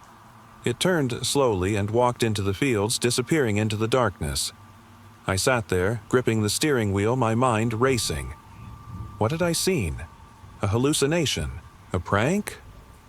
I drove home that night, my hands trembling on the wheel, but I couldn't forget the image, the figure. It wasn't just fear. It was something deeper, something that felt rooted in the very land itself. Even now, Years later, I wonder if it's still out there, lurking in the fields, waiting for someone to cross its path again. It was just another ordinary Saturday, or at least I thought it would be. I decided to spend the day exploring the old, forgotten part of town that no one really visited anymore. The streets were lined with buildings that had long since fallen into disrepair, their facades cracked and faded from years of neglect. Nobody seemed to come here anymore, which was exactly why I wanted to see it. I wandered aimlessly, the silence enveloping me like a thick, oppressive fog. The air smelled stale, full of dust and decay. Most of the windows in the buildings were shattered, letting in the muted light of the day that barely managed to penetrate the grime. There was an unsettling stillness, a quiet that felt almost alive. I tried to push away the creeping sense of discomfort, reminding myself that it was just an old part of town, nothing more. As I walked, I came across an old bookstore, its window cracked and its door hanging loosely on one hinge. Curiosity got the better of me, and I stepped inside. The air inside was stale, thick with the smell of old paper and mildew. Dust covered every surface and cobwebs stretched from the corners of the ceiling. The place was like a museum, untouched by time. I wandered between the shelves, the weight of the silence pressing on my shoulders. The only sound was the soft shuffle of my footsteps on the creaking floorboards. Every so often, I'd hear a faint creak or the distant echo of my own breathing, but that was all. It felt like I had stepped into a world that had long since forgotten life. Suddenly, something shifted in the shadows. I froze, my breath catching in my throat. A whispering sound echoed through the empty space, quiet and subtle. I turned around, my heart pounding, but there was nothing. Just more rows of old, dusty books. "Hello." My voice sounded hollow, swallowed by the silence. No response. I took a cautious step forward, my flashlight flickering as I moved deeper into the store. The whispering came again, louder this time, like a breath on the back of my neck. My flashlight flickered again, and for a split second I thought I saw something move, a shadow at the end of the aisle. I followed the beam of light, trying to convince myself it was just my imagination. The store was filled with rows upon rows of books, each one older than the last. The whispering continued, low and haunting, as if it were coming from the depths of the building itself. I walked toward the back of the store, my footsteps echoing in the quiet. The whispers grew louder, now more like faint murmurs, as though something was speaking to me in a language I couldn't understand. My pulse quickened as I realized the sound wasn't coming from a book, or the wind, or anything tangible. Then I saw it. A figure, faint, barely visible in the dim light. It stood near the far wall, its form indistinct, almost transparent. My breath hitched, and my flashlight flickered once more, casting shadows that danced along the walls. "Who are you?" I called out, my voice trembling. The figure didn't move. It simply stood there, watching. The whispers grew louder, merging into a chorus of faint, distorted voices. I took a hesitant step toward it, my hand shaking as I tried to focus my flashlight. Suddenly, the whispers stopped. The silence returned, more oppressive than before. The figure vanished, as if it had never been there. My chest tightened as I searched the darkness, but there was nothing. The store felt colder now, empty in a way that felt almost unnatural. I decided to leave. I didn't care about the books anymore, or the eerie feeling that had taken over the space. I just wanted to get out. As I made my way to the front door, I could feel eyes watching me, following me. My footsteps quickened, the creaking floorboards beneath me sounding louder than they had all day. When I finally reached the door, I paused, one last glance over my shoulder, just to be sure I was alone. That's when I saw it. The figure again, just beyond the doorway, standing in the shadows. Its hollow eyes locked onto mine, and for a moment I felt as though it could see straight through me. Then it was gone. I stepped outside, the door slamming shut behind me. The whispering was gone, replaced by silence once more. I didn't look back. I never went back to that bookstore, and I never will. Some places leave scars that can't be erased. It was a late afternoon when my friends and I decided to explore the old lighthouse by the coast. We had always known about it, a crumbling structure perched on the edge of the cliffs, long since abandoned. No one had used it in years, and the stories about its eerie past were the kind that had always fascinated us. The locals whispered of strange occurrences and unexplained disappearances, but we weren't ones to believe in ghosts or urban legends. The sun was low, casting long shadows across the rocky coastline as we made our way down the worn trail. The lighthouse stood tall against the darkening sky, its once white walls now faded and streaked with age. The air was thick with salt, and the distant crash of waves echoed around us. Inside the lighthouse, the light was dim, flickering as though it hadn't been used in decades. We made our way up the narrow, creaking staircase, each step accompanied by a low groan of old wood. The view from the top was breathtaking. The ocean stretched out endlessly before us, the horizon blending into the sky. As we explored, the atmosphere grew heavier. The deeper we went into the lighthouse, the quieter it became. It was as if the building itself had swallowed the sounds of the outside world. We tried to brush off the creeping unease that settled over us. After all, old buildings had their quirks, right? That's when we found the door. It was at the back of the top floor, tucked into the corner of what should have been an empty room. The door wasn't locked, but it felt wrong to even touch it. It stood slightly ajar, as though someone had just stepped through and never returned. We hesitated, exchanging uneasy glances. Something about the air felt thick, oppressive. Still, curiosity won out. I stepped forward and pushed the door open, the sound of rusted hinges echoing in the silence. Beyond the door was a narrow hallway, dimly lit by a flickering bulb that buzzed faintly. It led down into the bowels of the lighthouse, toward the basement. Without saying a word, we started down the hall, the distant rumble of the ocean growing louder as we descended. The air grew colder with each step. The walls were damp, and the floor uneven, scattered with debris. At the bottom of the staircase was another door, this one sealed with rusted metal hinges. There was no light, no indication of what lay beyond. One of my friends reached out, slowly turning the knob. It screeched open, and we were hit with a blast of stale, musty air. The room beyond was in complete darkness. We fumbled for our flashlights illuminating the space before us. The room was vast and cavernous, filled with old, broken furniture and scattered bits of debris. But it wasn't what was in the room that made us freeze. It was what wasn't there. The floor was covered in footprints, small, barefoot prints that seemed to have formed in the dust, leading toward the center of the room. Some were fresh, as if they had been made recently. We followed the trail cautiously, the soft beams of our flashlights shaking in our hands. The prints led us to a pile of old crates in the corner. Beneath them, another door stood ajar, this one almost hidden by the debris. Without thinking, one of us pushed it open. The room beyond was even darker. Our flashlights barely penetrated the blackness, but I could see shapes, shadows shifting just beyond the edge of the light. My breath caught as the feeling of being watched became too overwhelming to ignore. Then, from somewhere deep within the darkness, we heard it, a soft whisper.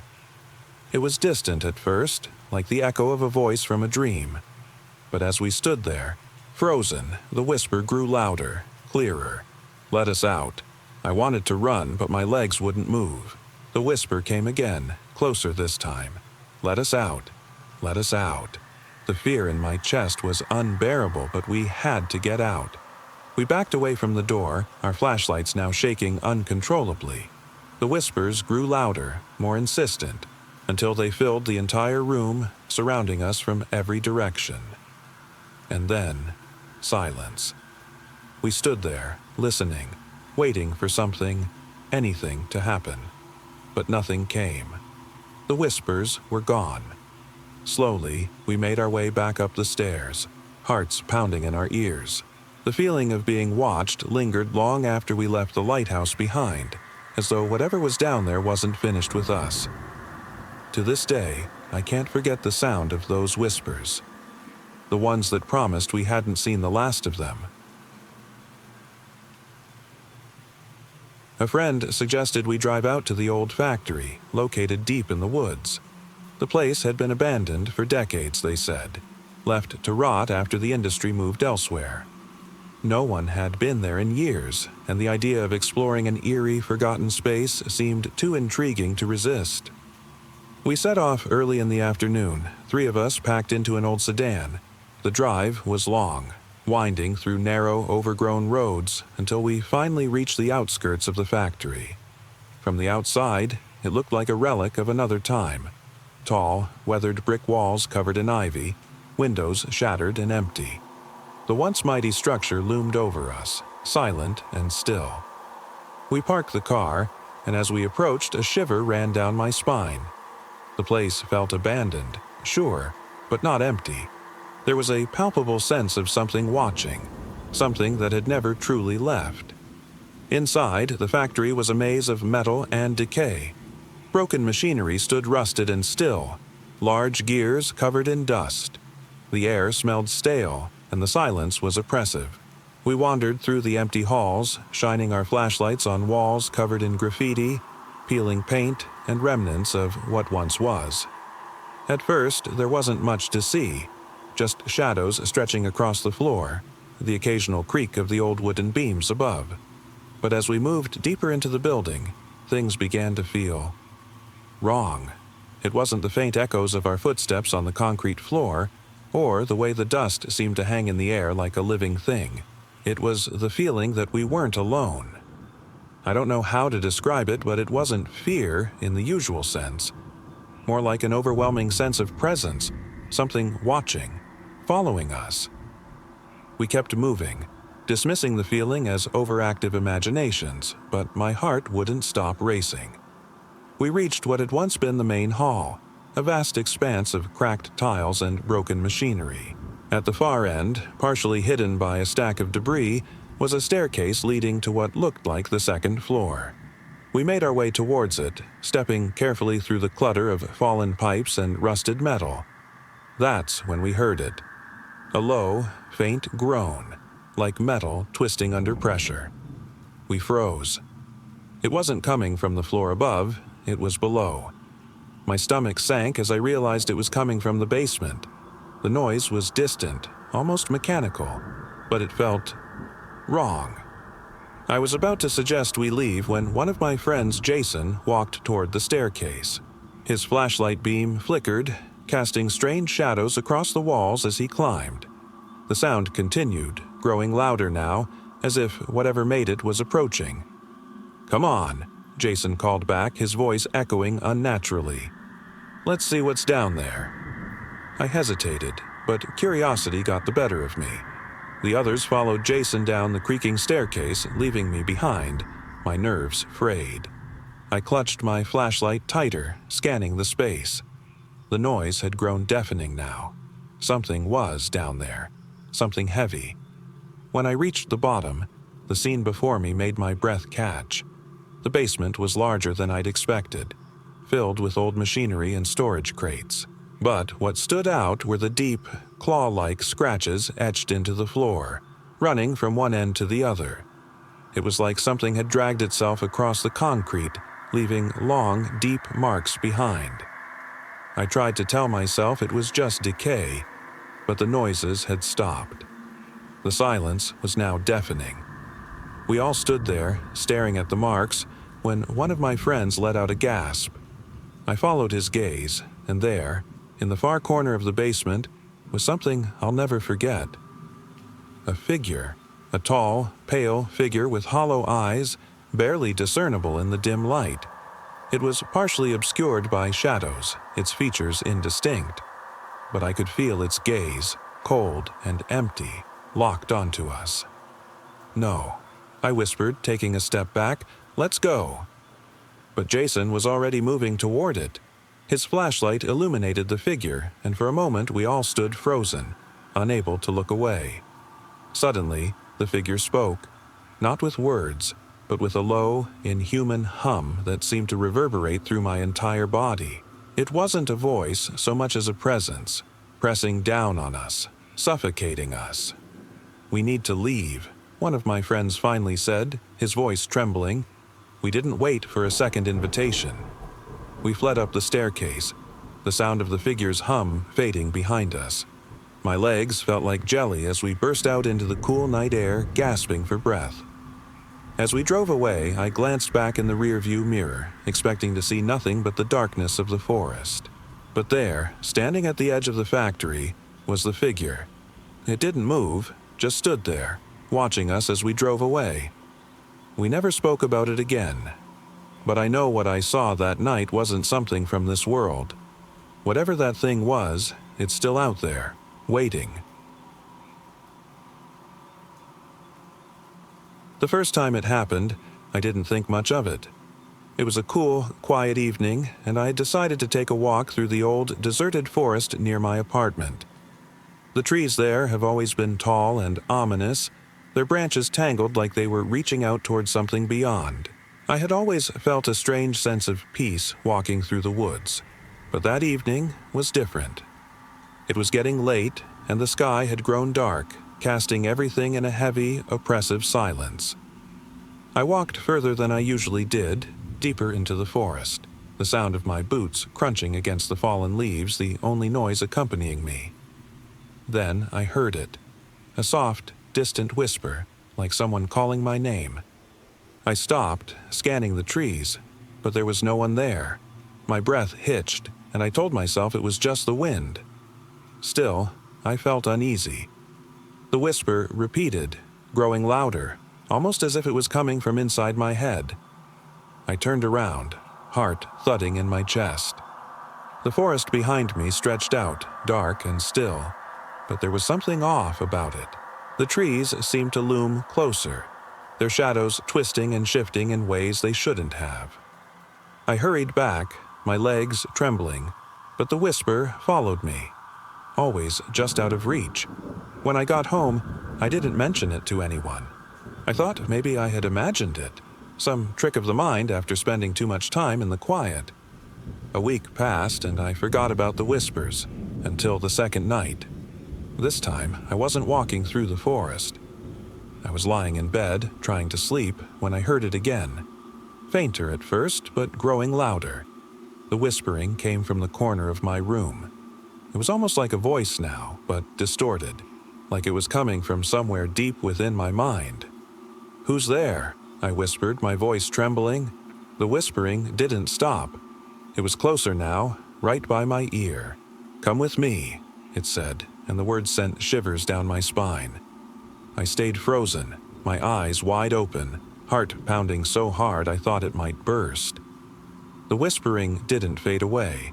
Instead, it seemed to grow louder, more urgent. "You belong with us," it murmured. I covered my ears, but the sound was still there, filling my head. I wanted to scream, but no sound came out. The next morning, I woke up exhausted, as though I hadn't slept at all. My head throbbed, and I felt a strange emptiness that wouldn't go away. Still, I didn't tell anyone. What could I say? That I had heard voices? No one would believe me. Days passed, and everything felt different. The whispering never stopped, though I tried to ignore it. It was always there, when I was alone, when I was in public.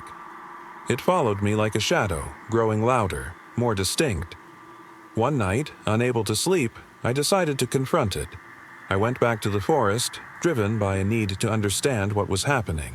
As I walked deeper into the trees, the whispering grew louder, until it was almost a scream. Then, in the dead silence of the woods, I saw them. Shapes, dark figures, standing just beyond the reach of the trees. They didn't move, didn't speak. They were shadows, but somehow, they felt real. The whispering became clearer. "You hear us now," one said. Its voice wasn't human. It was more like a collective, a chorus of countless voices. Terror gripped me, but I couldn't look away. The figures stretched toward me, their features twisted and distorted as though they had no faces, no identity, just voids of endless blackness. "I don't belong here," I whispered, my voice barely audible. The figures tilted their heads, a soft, eerie sound echoing through the forest. "But you do." I turned to run, but the figures followed as though they were part of the very shadows themselves. The whispering filled my ears, growing louder, until I could hear nothing else. I could feel them closing in, their presence suffocating. I woke up the next morning, lying on the ground, covered in dirt and leaves.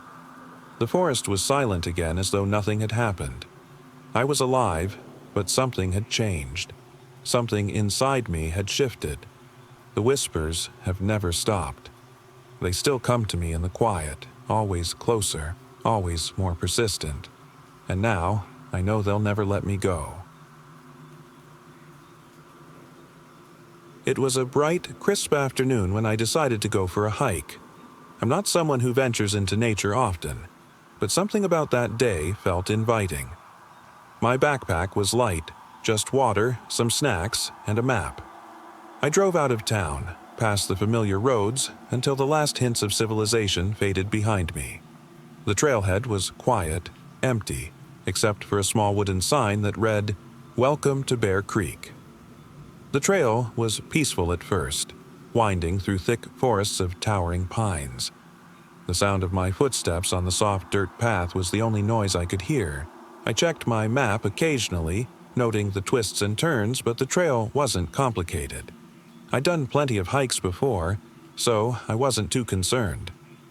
A few miles in, the trees started to thin, and the landscape opened up to a grassy clearing. It was breathtaking. Mountains on the horizon, the sky a deep blue, the only sound being the rustling of leaves in the wind. I sat down for a moment, taking it all in. That's when I noticed something strange. At first, I couldn't tell what it was. A faint glimmer of something silver far off in the distance, just beyond the tree line. I rubbed my eyes, wondering if I was imagining it. But as I watched, the silver shimmer became clearer. It wasn't moving, just sitting there, reflecting the sunlight. Curiosity got the better of me. I stood up and began walking toward it, keeping the map in my hand. The ground became uneven, the trees thick once again, but the shimmer stayed in my view. It was almost as if it were calling to me, like a lure in the distance. My footsteps quickened. When I finally reached the spot, my breath caught. It wasn't just a glint of sunlight reflecting off rocks. It was an old, weathered metal object half buried in the dirt. I knelt down, brushing away some leaves and soil. It was a canister, small, rusted, and seemingly forgotten. Curious, I opened it. Inside was a thin roll of yellowed paper, folded over and tightly sealed with wax. My fingers trembled as I pulled it out. The paper smelled faintly of mildew, but it was legible. The handwriting was uneven, shaky. It read, "Help. Please, someone find me. It's in the woods. Don't follow the trail too far. I'm hiding." My heart raced. I looked around, scanning the trees. Was someone lost? Who had left this? The silence around me felt suddenly oppressive. The woods seemed to close in. I debated for a moment, torn between leaving or trying to find the person who wrote it. Before I could decide, I heard a noise behind me, soft and distant. I froze, every muscle in my body tightening. The sound of footsteps, slow and deliberate. I couldn't see anyone, but they were there, approaching quietly. I grabbed my map, my hands shaking, and turned to head back. But as I took a step, the footsteps stopped. Silence again. I glanced back, but there was nothing. Just the trees, the rustling leaves, and the feeling that I was being watched. I pressed on, heart pounding, but the sense of unease only grew. The trail felt longer on the way back, each step more cautious than the last. Every noise made me jump, rustling branches, distant whispers in the wind. I kept glancing over my shoulder, expecting to see someone behind me, but there was never anyone there. When I finally made it back to my car, I didn't stop to look back. The canister still sat in my backpack, unopened. I've never gone back to that trail. Whatever left that message, whatever was watching me in those woods, I hope I never have to face it again. It was a quiet Sunday evening when I decided to take a drive through the old deserted countryside. I didn't have a specific destination in mind, just the open road and the fading light of the sun dipping beneath the horizon. The trees lining. The road swayed gently in the breeze, casting long shadows that stretched across the cracked pavement. I loved these kinds of trips, especially when everything felt so still. The world seemed smaller out here, as though it had been untouched by time. But as the sun set and the last bit of daylight faded, I began to feel that familiar unease creep in. The road was narrow, winding through endless fields on either side. Occasionally, a farmhouse would come into view, but they were all dark and lifeless. As the miles stretched on, I found myself longing for a sign of life, anything to break the silence. The radio was silent, no stations picking up, and my phone had no signal. I was completely alone. It was about halfway through my journey when I spotted something strange off to the side of the road, a figure standing by a mailbox completely still. At first, I thought maybe someone was waiting for a ride or walking back from a long walk. But as I got closer, something didn't feel right. I slowed my car, my eyes narrowing as I tried to make sense of what I was seeing. The figure wasn't moving, just standing there, like a statue carved from stone. It wasn't, until I passed, that I realized something even more unsettling. There was no house behind it. No house. Just an empty field that stretched on forever. I instinctively glanced in my rearview mirror, but the figure was gone. I didn't stop to think about it too long. Maybe my mind was playing tricks, but the feeling of being watched persisted. I told myself it was the isolation, the quiet, making me paranoid. But as I drove further, the same sensation returned. It was like I wasn't alone. Every curve of the road, every shadow cast by the trees felt darker than it should.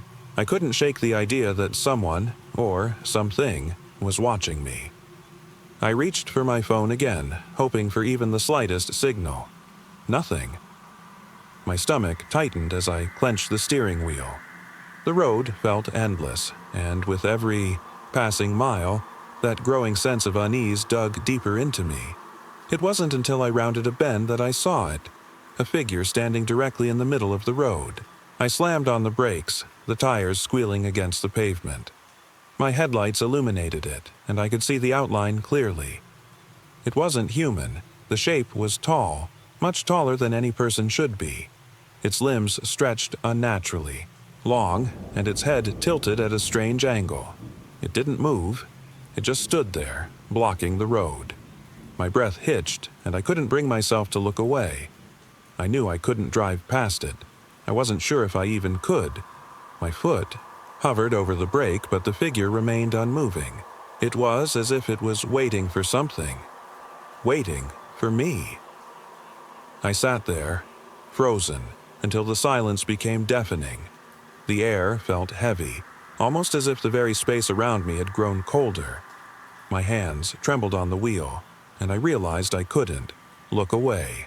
It was like I was in a trance, my mind screaming to do something, anything, but my body refused to respond. Then, just when I thought I couldn't take the tension any longer, the figure moved, not forward, but upward. Its limbs stretched even more, reaching far above the car.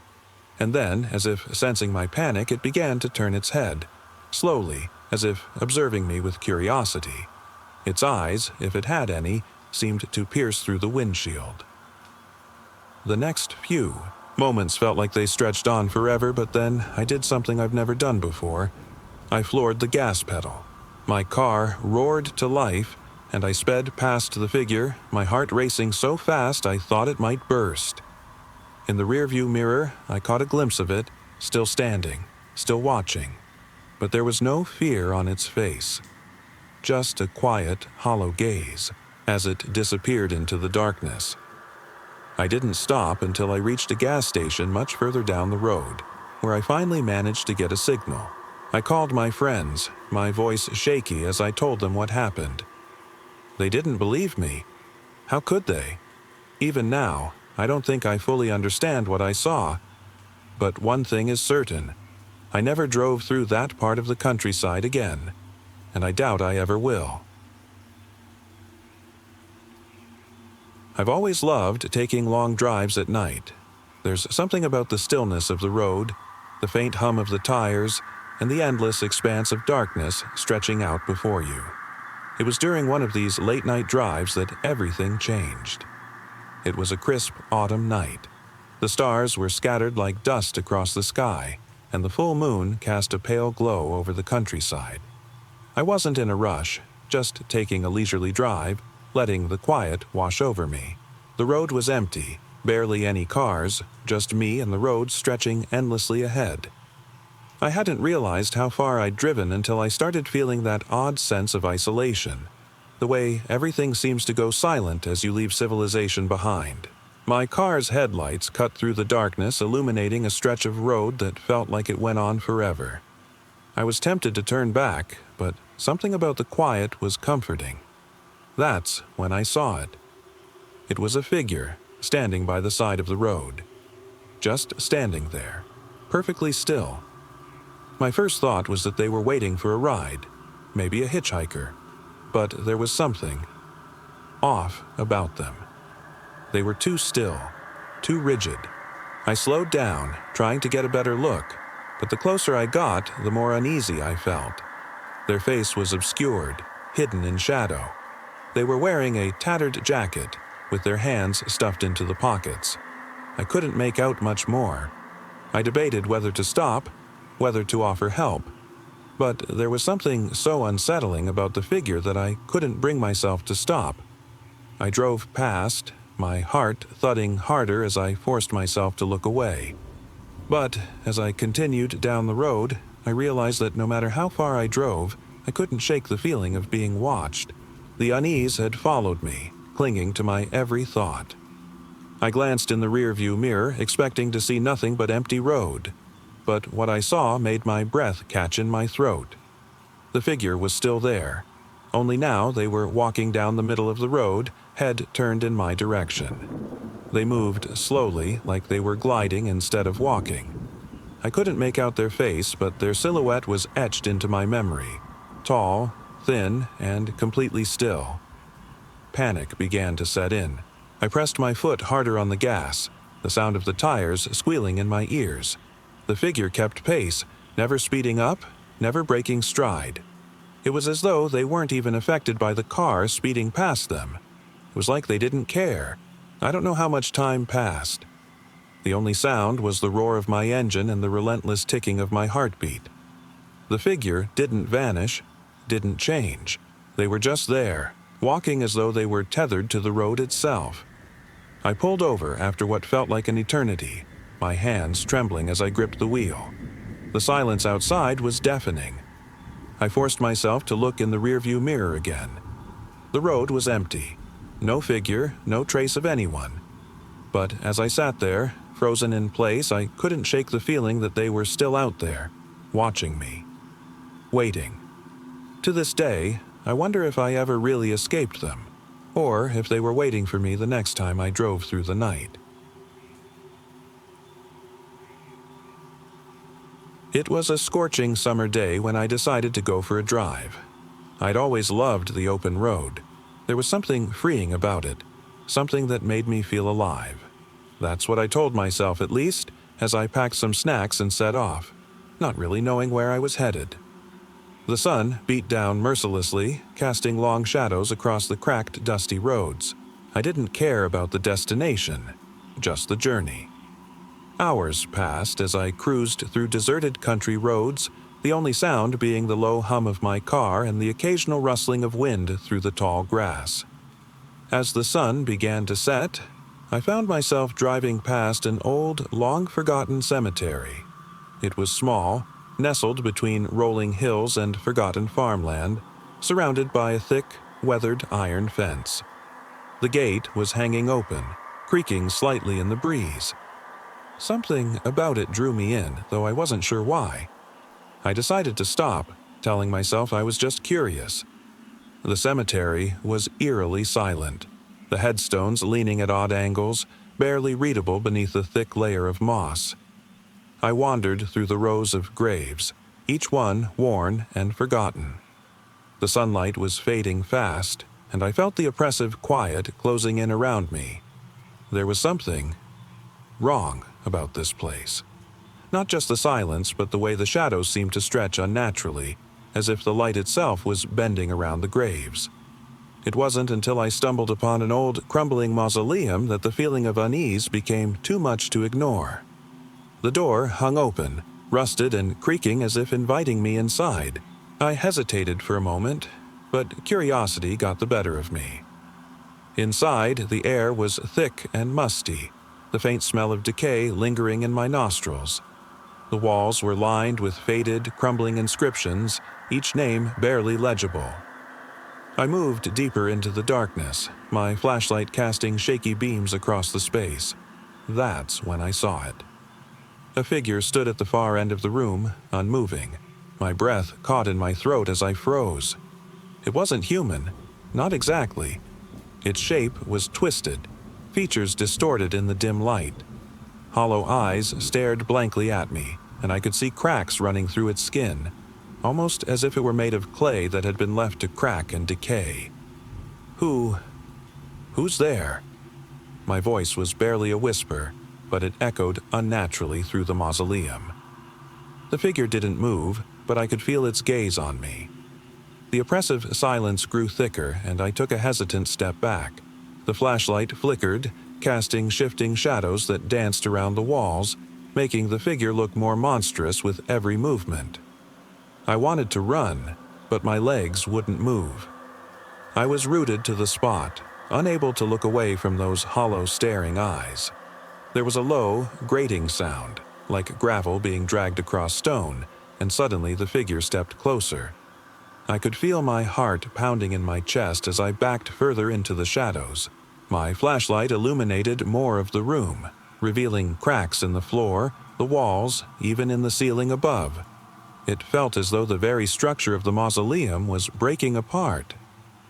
Then came the whisper, soft, barely audible, yet it seemed to echo in my head.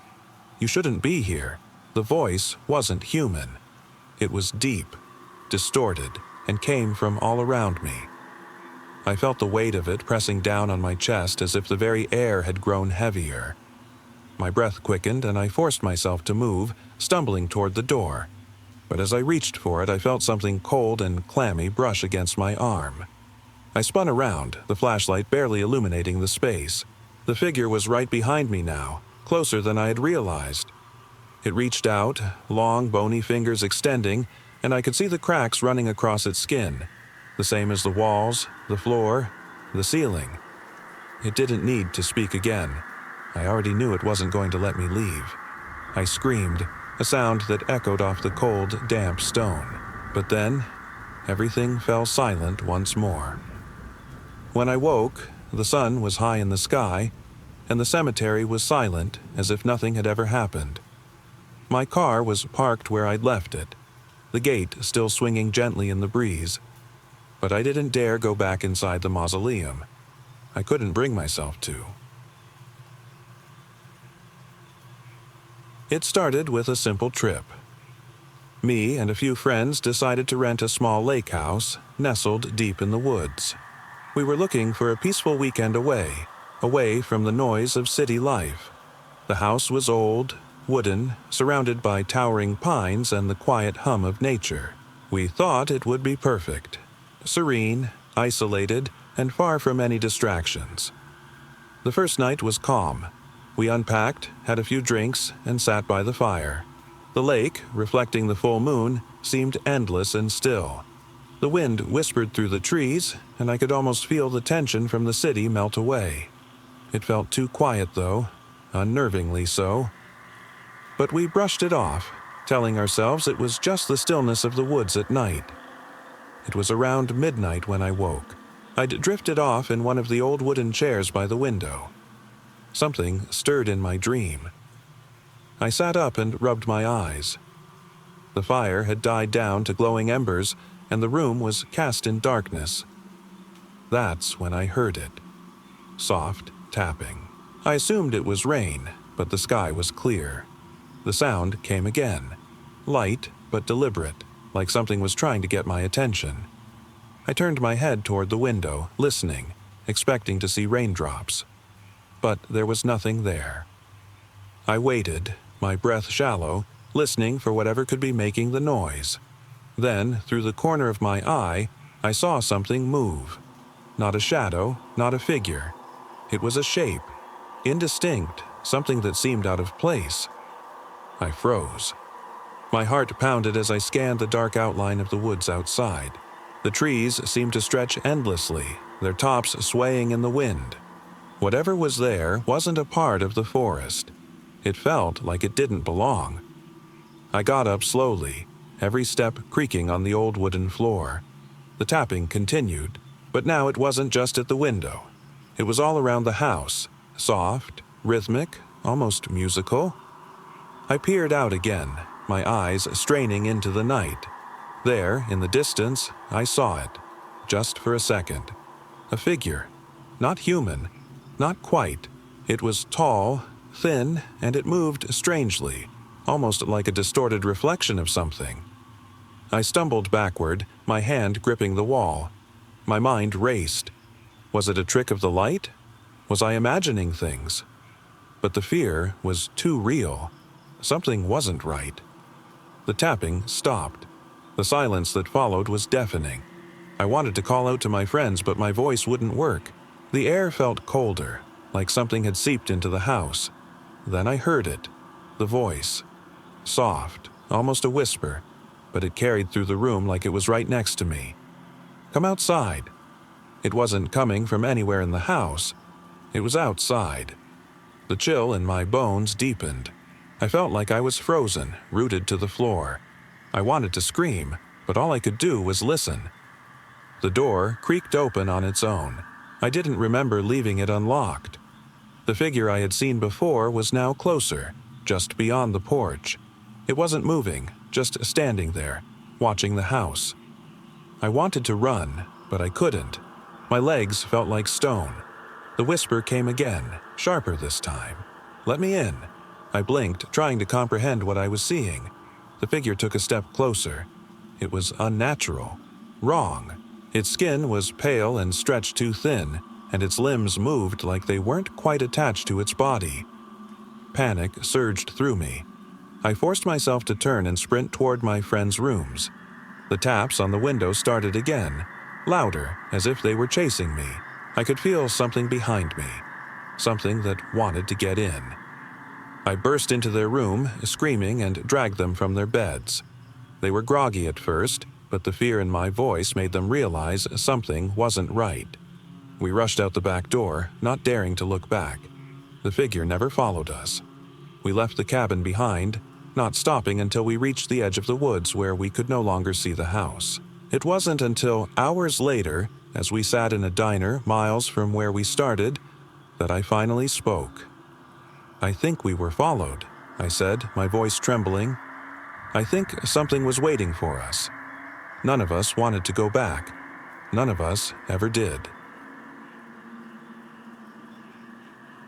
It started as an ordinary evening. I was driving home after spending the day clearing out my grandmother's old attic. The house had been untouched for decades, filled with boxes of forgotten memories. It had been a long, dusty day, and now I was finally heading back. The sun had set hours ago, and the country roads were quiet, stretching endlessly into the darkness. The radio had been static for the past few miles. I didn't mind. The road ahead was barely lit by the faint glow of my headlights, casting long shadows that danced across the trees lining the sides of the road. It was peaceful, except for the growing unease that had been settling in my chest since I left the house. About halfway home, the road curved sharply, and ahead, I noticed something unusual. A figure stood at the edge of the road. I slowed the car, my stomach tightening. It was a woman, I could tell even from a distance. She wore a long, flowing dress that billowed slightly in the wind. She was staring directly at my car, unmoving. I slowed to a crawl, unsure what to do. As I passed her, my heart pounded harder. I glanced at her through the rear-view mirror. She was still standing there, motionless, as if frozen in place. I didn't know why, but I couldn't shake the feeling that something wasn't right. A few minutes later, I heard it. A faint knocking sound, soft but persistent. It came from the back of my car, barely loud enough to hear over the hum of the engine. I slowed even further, my hands tightening on the steering wheel. I kept glancing into the mirror but saw nothing but the empty stretch of road behind me. The knocking continued, growing louder now, more urgent. I didn't dare stop. My mind raced. Was it just my imagination? Some kind of mechanical noise? But it didn't sound mechanical. It was too deliberate. And then, just as I was about to pull over, the knocking stopped. For a long stretch, there was silence. The kind of silence that feels oppressive, as if the world itself is holding its breath. I gripped the wheel tighter, eyes glued to the road ahead, waiting for something. Anything. It wasn't until I neared the edge of town that I saw her again. The woman from before, standing by the side of the road. This time, she was closer, and in the moonlight I could see her face. Her eyes were hollow, black holes staring directly at me. My breath caught in my throat as I realized she wasn't just standing there. She was walking. But it wasn't the slow, deliberate steps of a living person. It was as if she was drifting, gliding with unnatural ease. I tried to tell myself it was just some wandering spirit, a hallucination maybe. But the fear clawing at my chest was real. My hands trembled as I gripped the steering wheel tighter. As I passed her, I braced myself for the sound of her voice, but it never came. I didn't look back. I couldn't. When I finally reached my house, I was shaking. I locked the door behind me and didn't bother looking back. I didn't go out the next night, or the one after that. And I've never seen that woman again. But some nights, I swear I can still hear the faint sound of knocking. It started on a warm summer evening. I decided to take a long walk through a park near my apartment. It wasn't particularly special, just one of those city parks with paved paths, trees, and a small pond that people like to visit on weekends. I wasn't expecting much, just some fresh air and a bit of peace. As I walked, the sun dipped lower, casting long shadows from the trees. The place was mostly deserted, save for a few scattered families and couples enjoying the cool evening. I passed a group of kids playing near the pond, their laughter echoing off the water. It was peaceful, almost serene, and I welcomed the quiet. I hadn't wandered far when I noticed something strange. A bench further along the path was occupied by a figure sitting completely still. At first, I thought nothing of it. Maybe someone deep in thought, taking a moment to rest. But as I got closer, I saw that there was no movement, no indication that they were alive.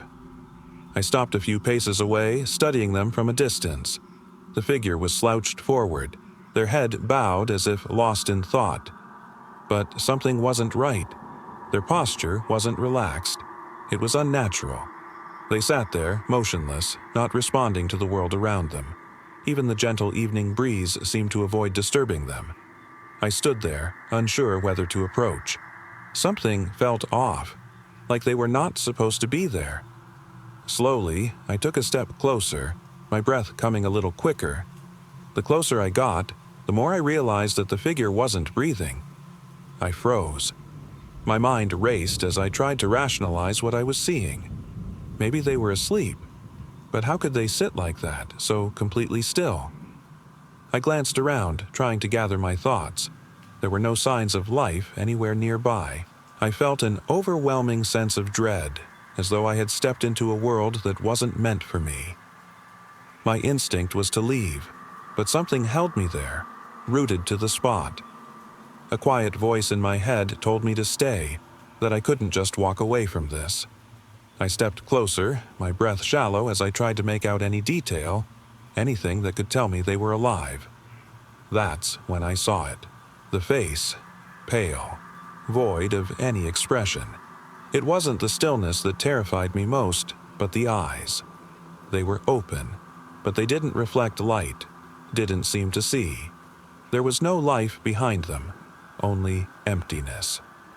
I took another hesitant step forward, my heart pounding harder now. The figure didn't move. I reached out slowly, trembling fingers brushing against the arm. It was cold, unnaturally cold, like they had been there for ages. Terror surged through me, but before I could turn and run, a faint whisper reached my ears, barely audible above the silence. It was a voice, hollow and distant.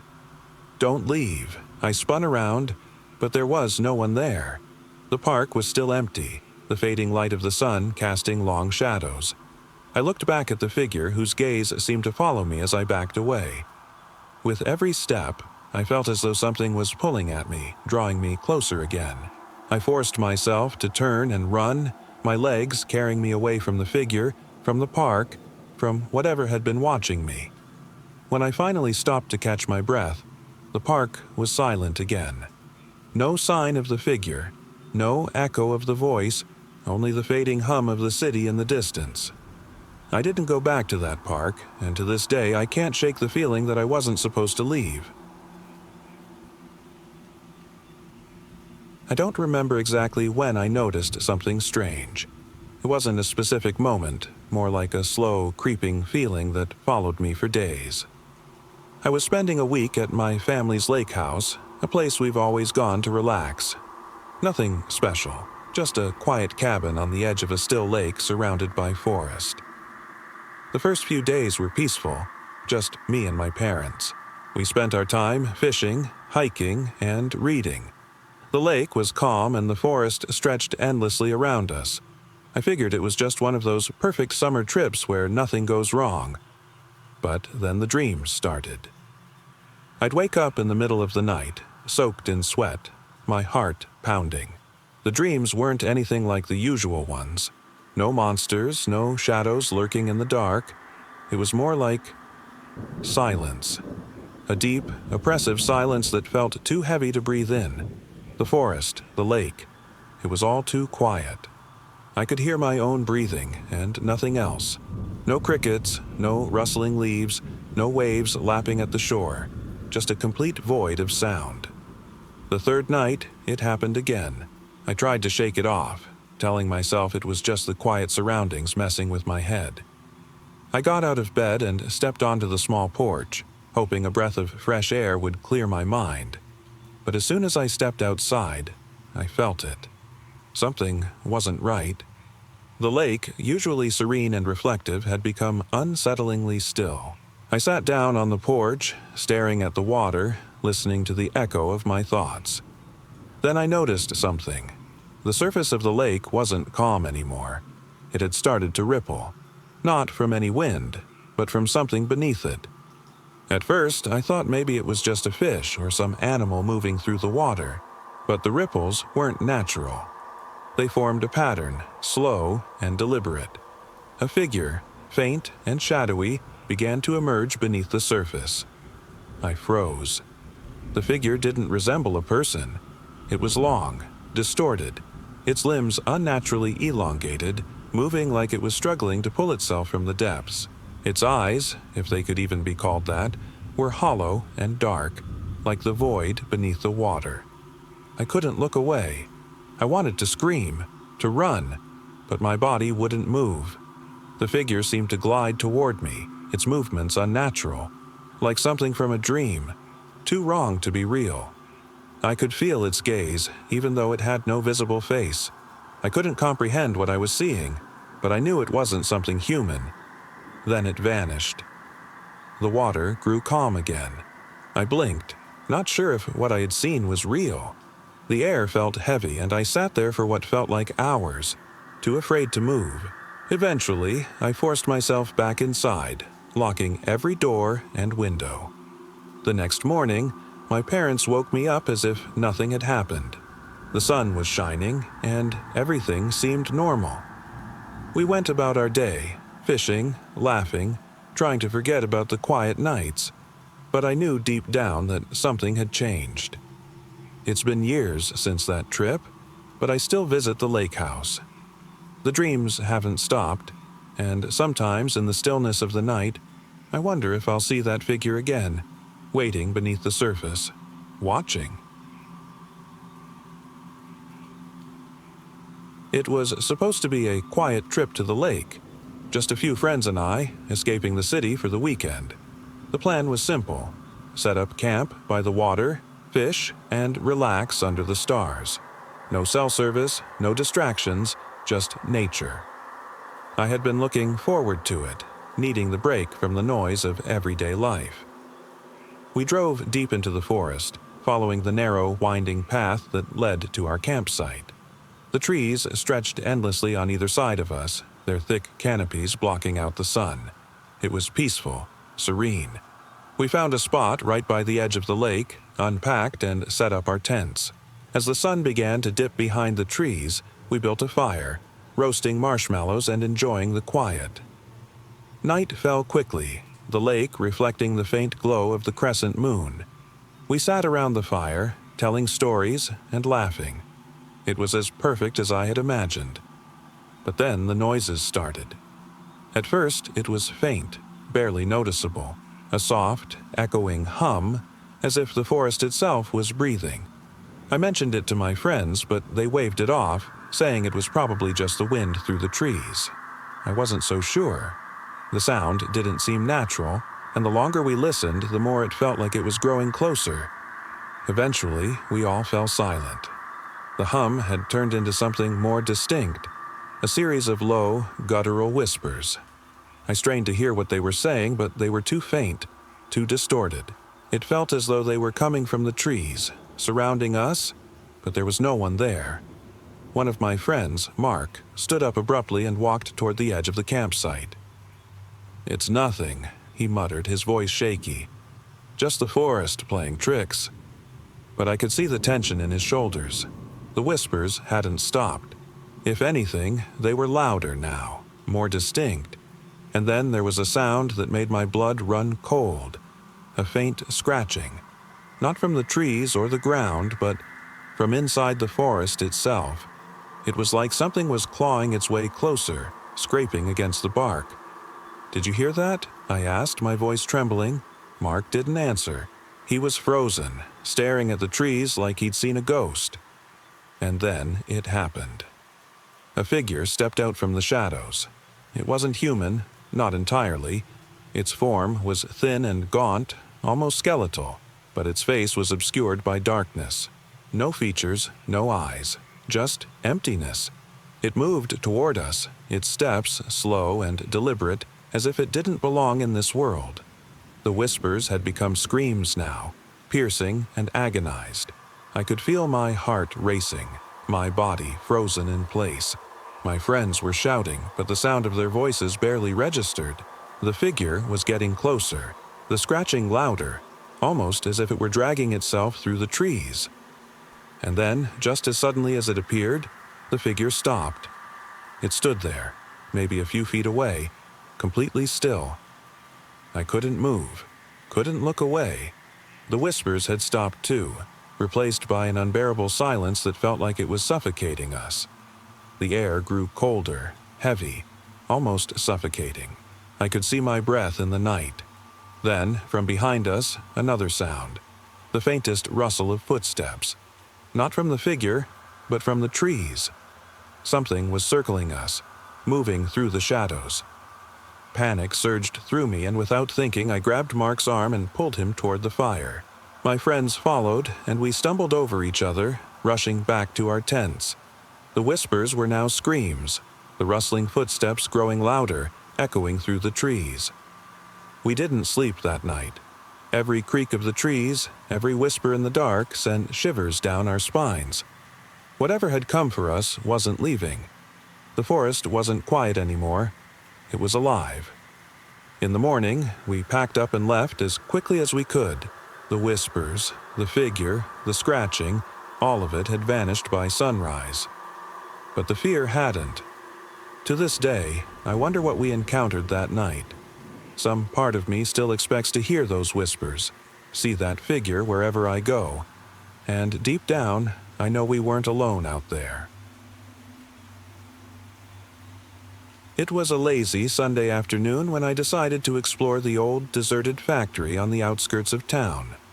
I'd always been fascinated by abandoned places, the rusted machinery, the echoing silence. There was something eerie about them, like the memories of what once thrived inside lingered, waiting to be disturbed. The factory was massive, with crumbling walls and broken windows letting in streaks of sunlight. Most of the machinery was old and covered in dust, but it was still intact enough to give me a glimpse of what it must have been like in its prime. I wandered through the halls, the sound of my footsteps echoing off the empty concrete. At first, everything seemed normal, almost serene, but there was a subtle, underlying feeling of tension. It felt like I wasn't alone, though I couldn't hear or see anyone. My heart picked up a little, but I brushed it off.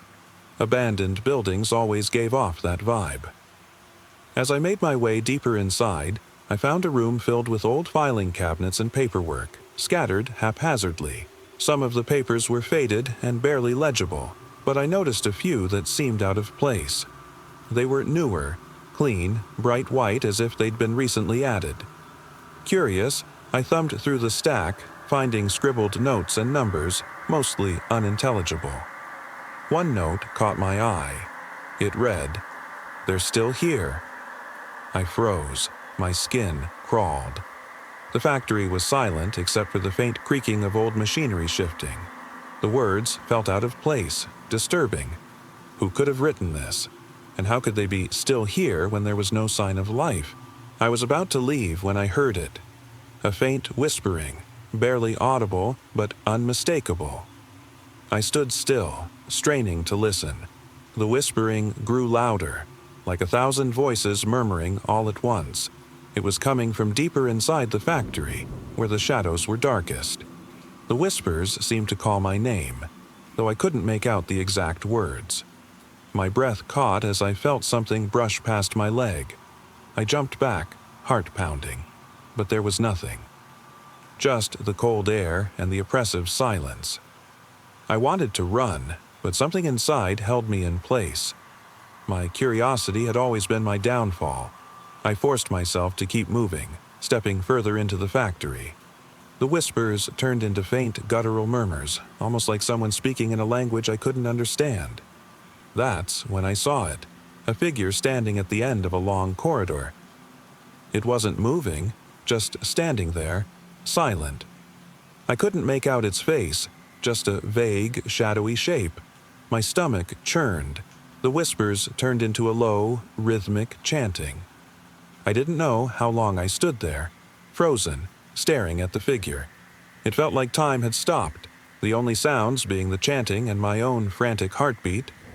Then, suddenly, it moved, slowly, deliberately.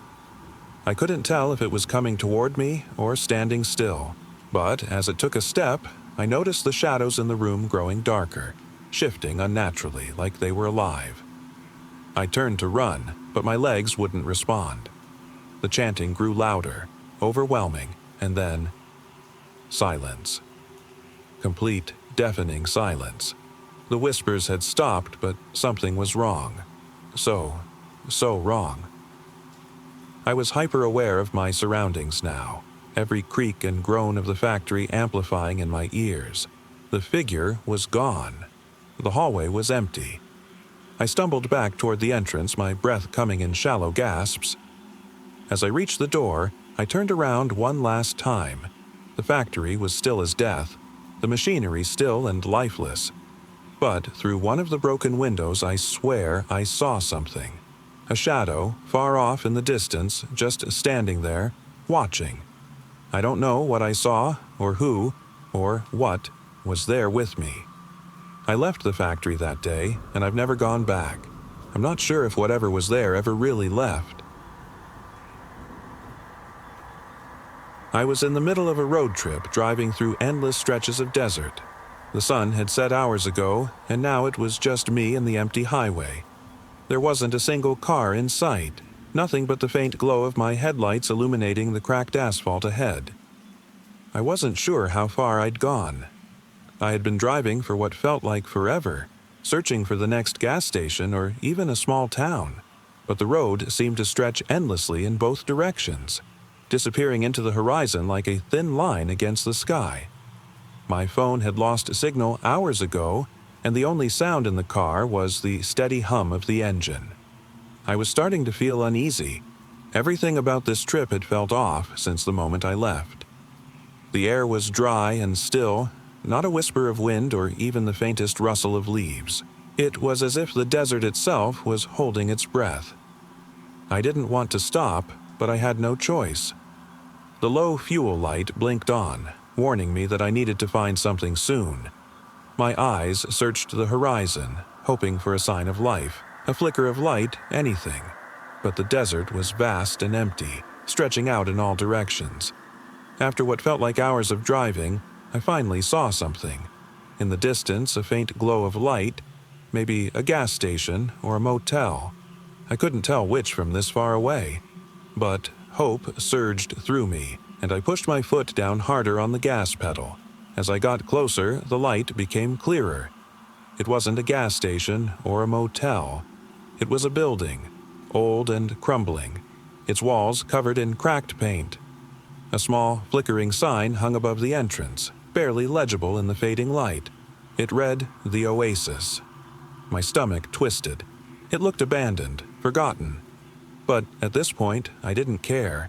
I needed fuel, water, something, anything to keep going. I parked my car in front of the building and stepped out, the heat still radiating off the pavement. The air smelled dry and dusty, the kind of scent that clings to your throat. The front door creaked open as I pushed it. Inside, it was dimly lit by a few bare bulbs dangling from the ceiling. The shelves were empty, covered in a thick layer of dust. The coolers were all shut, ice long melted. It felt more like a ghost town than a place meant to serve travelers. "Hello," I called out, my voice sounding hollow in the silence. No reply. I moved through the aisles, hoping to find a supply of water or something to drink. But there was nothing. The only sound was my footsteps echoing against the cracked tile floor. It was eerie. The silence felt oppressive, as if the desert had swallowed up everything, leaving only this empty space behind. I made my way to the back of the store, where an old counter sat, covered in cobwebs. A small radio sat there, its antenna bent, dust coating its surface. I picked it up, hoping maybe I could get some signal, but static hissed from the speaker. Nothing but dead air. Desperation started to set in. I glanced at the clock on the wall. It was nearly 2 a.m. I had no idea how far I was from anything. I was isolated, completely alone in this vast, empty desert. Then I heard it, a faint, rhythmic tapping. It echoed from the direction of the front door. I froze, listening intently. The tapping continued, soft, deliberate, steady. It wasn't the wind. It didn't sound like something natural. "Who's there?" I called, my voice trembling. No answer. I crept toward the front, my heart hammering in my chest. The tapping grew louder, more insistent. It wasn't coming from outside, but somewhere inside the building. I couldn't tell where exactly. It sounded like it was right in front of me, but there was nothing there. I turned to look back at the counter, and that's when I saw it. A dark shape standing behind the glass. It wasn't human.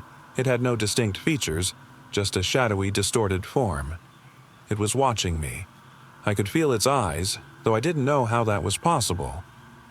My breath hitched as I stepped back, trying to make sense of what I was seeing. It moved closer, slow, deliberate. I could hear its footsteps, even though they shouldn't have made a sound on the dust-covered floor. I bolted for the door, fear clouding my vision. The creaking footsteps followed me, closer now, as though it was right behind me. I threw open the door and sprinted into the night, the cold air hitting me like a slap in the face. I didn't look back. I didn't stop running until I was miles down the road, the building a distant blur behind me. My car waited, humming quietly, the only sound I could hear. I never went back. I don't know what I saw that night or if it was even real, but sometimes, when I drive through the desert, I wonder if I'll see that building again, or if something else will come for me. I never thought a simple evening trip to the beach could turn into something so terrifying. It wasn't supposed to be anything more than a quick getaway with a few friends. Just a drive down to the coast, a few hours of quiet by the water, and the calm of the waves lapping against the shore. We arrived around sunset, the sky a canvas of deep oranges and purples. The beach was nearly empty, save for a few other couples and a group of friends setting up a fire further down. The air was crisp but not cold, the sound of the waves a soothing backdrop. My friends and I found a spot near the water, spread out our blanket, and cracked open a few beers. It was perfect, peaceful, relaxing. We talked about nothing important, watching the horizon as the sun dipped lower into the sea. It was when the sky went dark that things started to feel off. The first clue came when I noticed the distant glow of a single flashlight, bobbing up and down as if someone were walking toward us along the shore. I didn't think much of it at first, maybe someone out for a late-night stroll. But then I noticed the way the light kept moving erratically, as if they couldn't decide where they were going. "Hey, does anyone else see that?" I asked, pointing toward the light. My friends followed my gaze, squinting into the darkness. "Probably just someone lost," one of them shrugged, but I couldn't shake the feeling of unease. The closer the light got, the more it seemed to flicker, as though whoever was carrying it couldn't see what they were doing.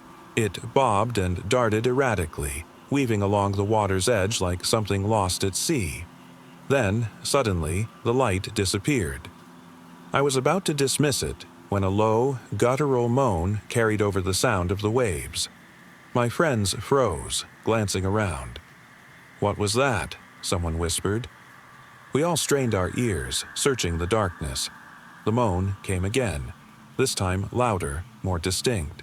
It didn't sound human, more like a creature, something primal and unsettling. The moans echoed between the cliffs, bouncing across the empty beach. "Let's get out of here," someone said, their voice trembling. We grabbed our stuff and started walking back toward the car, the unease growing with every step. I kept looking over my shoulder, expecting to see something in the darkness, but there was nothing. Just the endless stretch of black beach stretching before us. It wasn't until we reached the car that the second clue hit me. My phone buzzed. No service. Not a single bar. The town was only about 20 minutes away, and usually we'd have signal. But now, nothing. My friends and I exchanged uneasy glances as we climbed into the car. The air inside felt heavy, oppressive. I couldn't shake the feeling that we were being watched. As I drove, I kept glancing into the rearview mirror.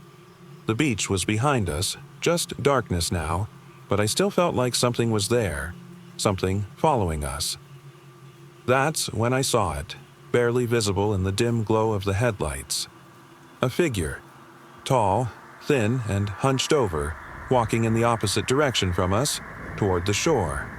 I slammed on the brakes, my heart hammering in my chest. "Who the hell is that?"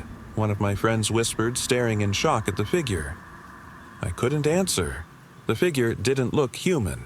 Its head was tilted at an unnatural angle, as though it were studying us from afar. And that flashlight, it wasn't being held properly. It bobbed erratically as if whoever was holding it couldn't see straight. The figure moved closer to the water's edge, fading in and out of the darkness, then stopped. It stood there, motionless, staring in our direction. My friends and I didn't wait to find out what it was. I hit the gas, tires squealing as we raced back toward town. The whole way, I kept glancing back, expecting to see the figure chasing us. But it was gone. When we got to the edge of town, I pulled over, gasping for air. The tension was still there, but nothing followed us. Still, I couldn't shake the feeling that something had watched us, waited, and we had been too blind to notice. We've never spoken of that night again. It was supposed to be a quiet evening out, just me and a few friends.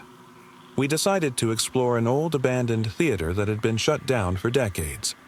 The place was a relic, decaying with its crumbling facade and faded marquee. The theater had always been known for its eerie history, rumors of strange occurrences, unexplained disappearances, and whispers of something lurking in the shadows. We weren't expecting much beyond a few creepy sights and maybe some unsettling stories to tell afterward. It wasn't far from town, but far enough that no one really ventured there anymore. The building was dark, with broken windows and faded paint. The sign above the entrance flickered intermittently, creating fleeting glimpses of the name Riverview Theater.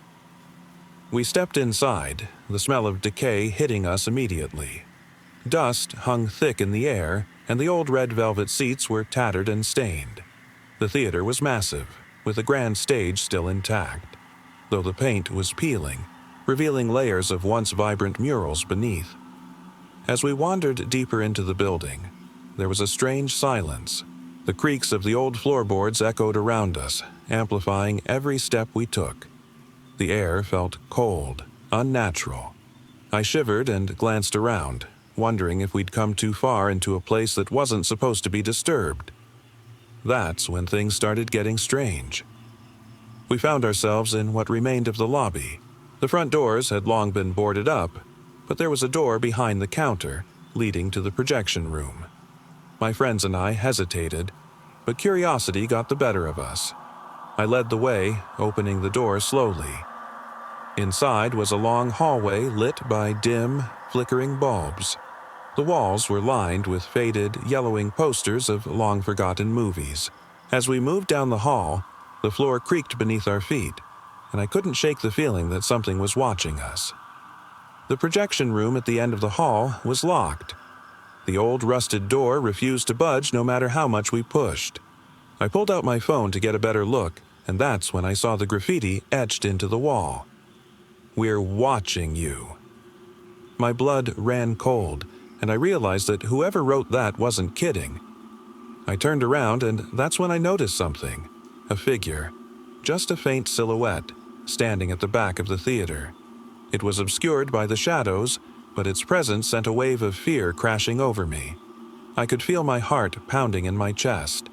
I tried to tell myself it was nothing, but deep down, I knew better. I grabbed my flashlight, shining it in the direction of the figure. The light danced across the shadows, revealing nothing. The figure had vanished. "Hello?" I called out, my voice trembling. No response. We decided it was time to leave. Fast. But as we made our way back to the lobby, the door behind us slammed shut, cutting us off from the exit. Panic set in as we tried to force the door open, but it wouldn't budge. The sound of our breathing echoed in the empty theater, growing louder with every passing second. Suddenly, we heard a noise from above. The creaking of footsteps. Slow, deliberate. My flashlight caught a glimpse of movement on the balcony. I froze, shining the beam up toward the second level. A figure stood there, staring down at us. This time, there was no mistaking it. The figure had no face, just an empty void where the eyes should have been. Its silhouette seemed to blur, shifting and stretching in a way that was unnatural. "Run!" I shouted. We bolted toward the main entrance, tripping over ourselves in our haste. The air seemed to grow colder with each passing second. The door, however, was still sealed shut. In desperation, I turned back to the balcony, expecting to see the figure again. Instead, I saw something far worse. It wasn't a figure at all. It was a screen, glowing faintly. But the screen wasn't showing any movie. It was showing us. There we were, standing at the front of the theater, faces frozen in horror. But something was wrong. Our reflections weren't acting like we were. The shadows, the empty eyes, they weren't reflections at all. They were watching us, mimicking us. I could barely comprehend what I was seeing when the screen went dark. The theater was plunged into total darkness, except for the faint glow of my phone. My friends and I managed to break free from the building somehow, sprinting into the night, not stopping until we reached the edge of town. The old theater remained behind us, a broken, silent shell under the pale moonlight. We never spoke of what we saw that night, and we never went back. It started as an ordinary day at home. I lived alone in a small apartment in the city. Nothing special ever happened, and I liked it that way. But one evening, everything changed. The air was crisp, and I decided to open my window to let in some fresh air. The sounds of the city drifted up, cars honking, distant voices, the hum of traffic. But that evening, it felt different. The usual background noise was quieter, as if the city had fallen into some strange kind of hush. I didn't think much of it at first. Maybe everyone else was just quieter tonight. I made myself a cup of tea and sat on the couch, flipping through a book. But my focus was slipping. I felt like something was watching me. I couldn't shake the sensation, so I glanced toward the window. The street below was eerily quiet. No cars passed, no people walked by. It was like the world had suddenly gone still. I decided to step onto my balcony, which overlooked the narrow alley between my building and the next. The air felt colder, more oppressive. I leaned against the railing, trying to shake off the feeling of unease, but it only grew stronger. I swear, the alley had never looked this dark before. The street lamps that usually lit the way barely cast any glow tonight. Everything was in shadows. That's when I noticed it. Movement. At first, I thought it was a stray cat, but the figure that emerged from the darkness didn't move like any animal I'd ever seen. It was tall, unnaturally thin, with limbs that seemed to stretch unnaturally in ways that defied logic. It glided more than walked, its movements fluid but disjointed. I couldn't see its face, but there was something about the way it moved. So wrong, so unnatural, that sent a chill down my spine. I wanted to look away, but I couldn't. The figure seemed to float closer to my building, heading toward the alley where I stood. I slammed the door shut and locked it, my hands trembling. I was too scared to look back outside. I didn't sleep that night. I stayed awake, sitting by the door, afraid to even breathe too loudly. The next day, I didn't see anything unusual, but the fear lingered. I went about my routine, trying to convince myself I'd imagined it.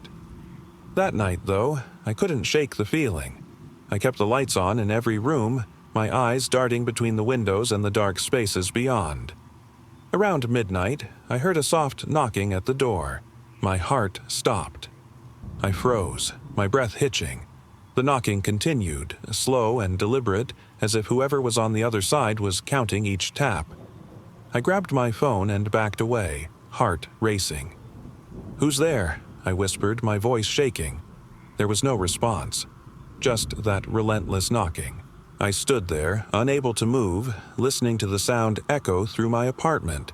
Then came a louder knock, followed by the faintest whisper, barely audible, "Let me in." I bolted the door and hid under my bed. I didn't come out until morning, my mind in a fog of fear and disbelief. To this day, I never found an explanation for what I saw or heard. But I know one thing. Whatever was out there, it wasn't something human. I've always loved the city at night. The neon lights, the quiet hum of cars far off in the distance. There's something peaceful about it. I never thought much of urban legends or ghost stories. They always felt too far-fetched for someone like me, someone who preferred logic and reason. But one night, everything changed. It was a routine evening walk through the city, something I'd done countless times before. I left my apartment, heading toward the park that bordered the edge of downtown. The streets were empty, silent except for the occasional footsteps echoing beneath the towering skyscrapers. I didn't mind the quiet. It felt peaceful, a rare escape from the buzz of the day. As I walked, I passed by a small, dimly lit convenience store, its fluorescent lights flickering like a heartbeat. The wind had picked up slightly, causing the trash to skitter across the pavement. The park was just a block away, so I decided to cut through and take the shortcut. The park was eerily quiet, even for the middle of the night. The usual sounds of the city seemed to vanish. No distant traffic, no voices from the few people that might wander through. It was as though the park had been consumed by some invisible void. I took another step and realized I wasn't alone. At first, I thought it was my imagination, but I could feel it. Something was watching me. The sensation prickled at the back of my neck and my pulse quickened. I stopped and looked around, but there was nothing there, just the shadows of trees looming over the pathway. Probably just my nerves, I muttered to myself. I took a deep breath and started walking again, but the feeling didn't go away. If anything, it grew stronger. The quiet became oppressive, the kind that weighs down your chest and makes you question if you're really alone. I couldn't shake the feeling of being followed, of something trailing behind me in the dark. Every step I took felt heavier, more deliberate, as though something, or someone, was watching from the shadows, waiting. I reached a clearing near the center of the park where an old, rusted bench sat under a single street lamp that flickered intermittently. I hesitated, looking around, but still saw no sign of anyone. Yet, I couldn't shake the feeling that someone, or something, was out there, blending into the darkness, watching. Then I heard it, a faint whisper, carried by the wind. Not words, just a low, indistinct murmur, as if the air itself was speaking. My heart pounded harder. I instinctively stepped back, my breath quick and shallow. I wasn't alone. Something moved in the shadows, shifting just beyond the reach of the street lamp's light. I froze, eyes wide, trying to make sense of what I was seeing. There was nothing, just darkness and the faint sound of rustling leaves. "Hello," I called out, my voice trembling. No response. I started walking faster now, trying to shake the overwhelming feeling of dread. But the whisper followed me, growing louder, more persistent. My mind raced, wondering if I'd somehow stumbled into some bizarre dream or hallucination. I kept expecting to turn a corner and see someone, or something, standing there, watching me from the darkness. But nothing came. As I neared the edge of the park, I felt something brush against my leg. I jerked back, heart pounding. There was nothing there.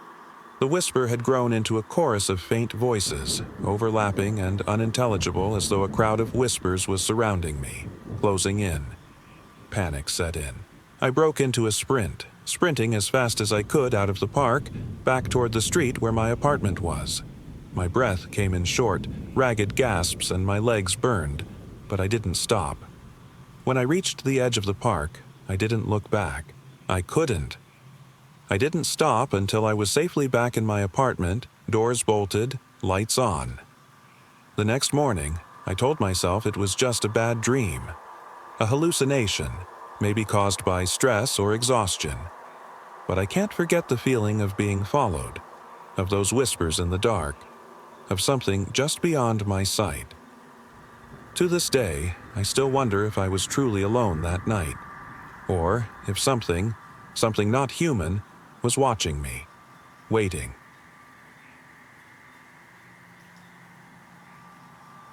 I remember the day like it was yesterday, though I wish I could forget it.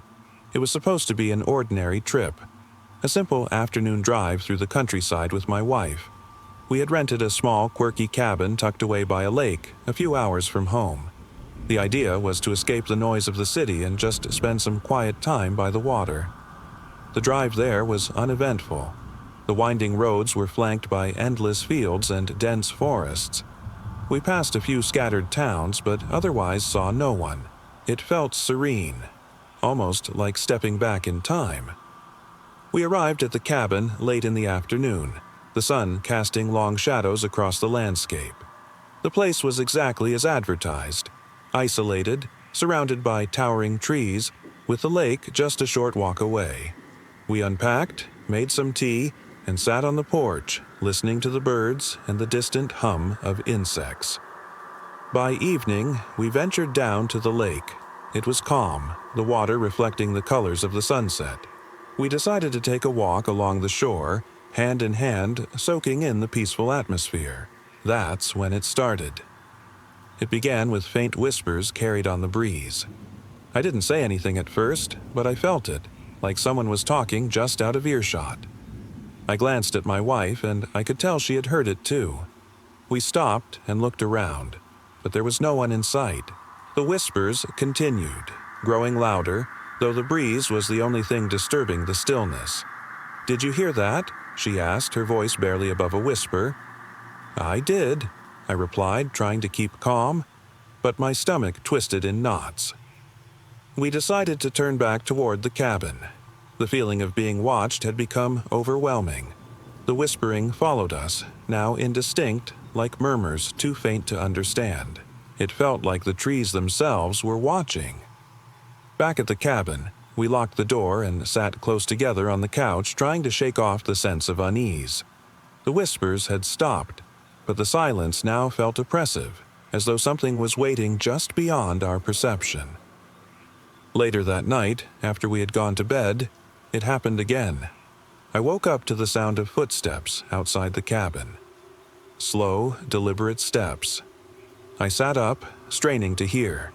The wooden floor creaked under heavy, uneven movement. I nudged my wife awake, and we both listened, our ears pressed to the wall. The footsteps didn't stop. They circled the cabin as if something was moving around, studying us from the outside. "Is someone out there?" my wife whispered, her voice trembling. I didn't answer. I couldn't. My throat was dry. The steps continued, now sounding closer, more distinct. I could hear breathing now, slow, shallow breaths that didn't belong to any living person. In a desperate attempt to break the tension, I grabbed my phone to call for help. But the screen stayed black. No signal. Nothing. My hands shook as I set it down. Then came a new sound. The knocking. Soft at first, but persistent. The knocks came from the windows, as though something was testing them, probing, searching for a way in. I pressed my back against the bed, the cold wall pressing against my skin. It was like they knew we were there. The knocking grew louder, more aggressive. The whispers returned, but this time they were right outside. I couldn't make out what they were saying, but it was as though whatever was out there was trying to tell us something. Something we couldn't hear, something we couldn't comprehend. After what felt like hours, the noises stopped as abruptly as they had started. The silence that followed was almost worse. My wife and I sat motionless, afraid to move. Eventually, we must have drifted back to sleep, though the unease lingered with us. In the morning, there was nothing. No trace of anyone or anything. The lake was calm, the trees stood still, and the whispers had faded with the night. But I know what I heard, what we both experienced. And even now, when I think about it, I feel the weight of those moments, of something that wasn't meant to be there, something that was watching, waiting. I never understood what it was, and I hope I never have to again. It was a late afternoon when I found myself walking through an unfamiliar forest. The dense trees stretched endlessly, their branches arching over the narrow trail, casting long, wavering shadows that danced in the fading light. The forest was eerily quiet. No birds, no rustling leaves, just the crunch of my boots on the dirt path. I wasn't supposed to be here. I'd gotten lost after taking a wrong turn while hiking alone. My phone had died hours ago, and now the sun was dipping below the horizon, leaving the forest in an unnatural twilight. My heart pounded as I tried to find a way back, but the trail seemed to have vanished, leaving only a maze of trees and endless undergrowth. As the sky darkened, a chill swept through the trees. I shivered, wishing I'd brought a jacket. The quiet was becoming suffocating, oppressive. Something about it felt wrong. The wind had stopped entirely, and the usual rustling of leaves was replaced by an eerie stillness that felt almost alive. I stumbled upon an old cabin, its roof caved in and windows broken. almost blending into the surrounding woods. It stood as if untouched by time, untouched by human life. I hesitated at the threshold, the memory of horror movies flashing in my mind. But the thought of spending the night out here, lost and alone, was worse. The interior of the cabin was dark, musty, and filled with the scent of decay. Old furniture lay scattered, rotting in the corners while cobwebs stretched from wall to wall. I could feel the weight of the silence pressing down on me. As I stepped further inside, the feeling of unease intensified, as if I wasn't alone. Something was watching me. I could feel it in the way the air seemed to thicken, in the cold that seeped into my bones. My breath came out in shaky puffs as I tried to shake the feeling, telling myself it was just my nerves. I fumbled in my bag, pulling out a flashlight, its beam cutting through the dim darkness. The shadows around me writhed as I moved, forming distorted shapes on the cracked walls. Then I heard it, a faint whisper, barely audible, as if someone were standing right beside me, murmuring words I couldn't quite make out. My stomach twisted, and I swung the flashlight around, scanning the cabin. The only sound was the creak of the old wooden floor beneath my feet. "Who's there?" My voice trembled, echoing in the hollow space. No answer. I listened closely, the hairs on the back of my neck standing on end. The whisper came again, but this time louder, clearer. It was a name, soft but unmistakable. Sarah. I froze. My name wasn't Sarah. I spun around, the flashlight beam darting across the room, searching for any sign of movement. Nothing. Just empty, rotting furniture and the lingering darkness. My pulse thundered in my ears as I clutched the flashlight tighter, wondering if I was imagining things. Sarah. The voice was closer this time. My heart pounded as I realized it wasn't just in my head. It sounded familiar, almost like it was coming from inside my own thoughts. I stumbled toward the door, but as I reached out for the handle, I noticed something. Another whisper, fainter this time, coming from the corner of the cabin. Help. It wasn't a sound. It was a feeling. A presence in the room, as if something was leaning over my shoulder, breathing cold air into my ear. I spun around again, but there was no one there. The whisper grew louder, repeating over and over again like a loop I couldn't escape. Desperate, I tore through the cabin, my flashlight cutting through the darkness, but every corner was empty. Every step I took felt heavier, the air more suffocating. Then I heard it, closer than ever. A low, guttural voice right behind me. Look. I whipped around, the flashlight beam illuminating the figure. But there was nothing, only my distorted reflection on the cracked mirror hanging on the wall. My breath hitched as I realized the reflection wasn't mine. The figure in the mirror had hollow eyes, its face twisted in a sick grin, its mouth moving but no sound coming out. Suddenly, the whisper stopped. The air went cold, the forest beyond the cabin silent again. I stood there, frozen, unable to move. The flashlight trembled in my hand as I turned back toward the door. As I pushed it open and stepped out into the fading light, I could feel something behind me. The whisper had vanished, but the echo of my name still hung in the air. It wasn't over. It was a warm summer evening when my friends and I decided to take a trip to a nearby lake. The lake was small, tucked away between rolling hills and dense forests. It wasn't particularly popular, more of a hidden gem that locals like to keep quiet. We had heard stories of how peaceful it was, a perfect spot to relax under the stars. I thought it would be a calm escape from the noise of everyday life, something we all needed. The drive there was quiet, the road winding through thick woods, the sun dipping low on the horizon. When we finally arrived, the lake stretched out before us, reflecting the orange glow of the setting sun. We set up a few blankets and chairs, unpacked a picnic, and watched as the last rays of light faded into the trees. For a while, everything felt idyllic. The air was cool, the breeze gentle. We ate, talked, and joked about the usual things. work, relationships, and what we'd be doing the rest of the summer. The only sounds were the rustling leaves and the occasional splash of water. As night began to fall, we could see the first stars starting to peek through the darkening sky. The only light was from our small battery-powered lantern. It cast long shadows across the shore. We decided to take a walk along the lakeside, following a narrow, worn trail that led into the woods. The path curved gently, the trees towering over us, their leaves whispering softly in the breeze. It was peaceful, serene.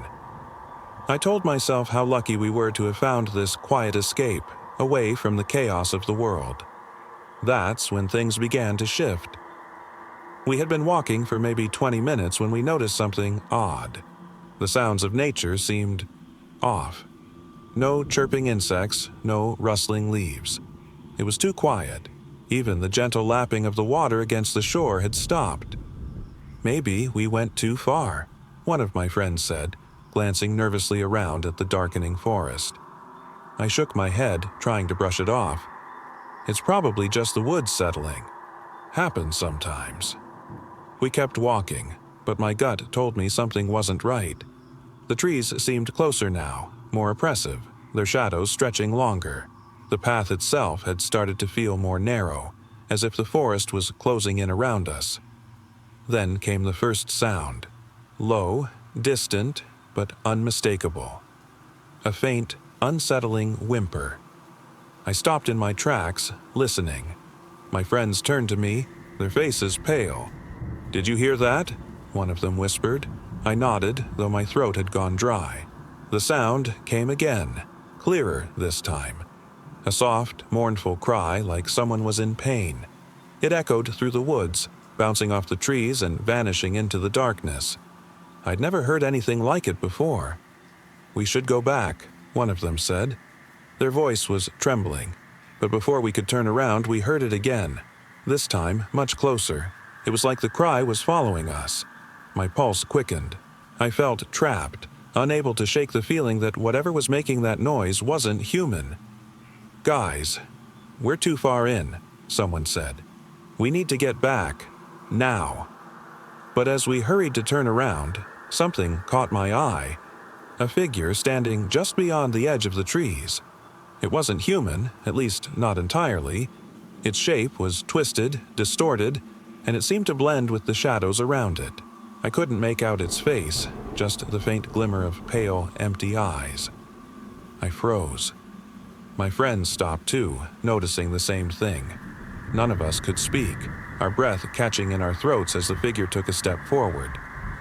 It wasn't moving like a person. It was slow, deliberate, as though each step was agonizingly unnatural. The cry came again, louder, as if the figure were trying to communicate. Though what it wanted, I couldn't fathom.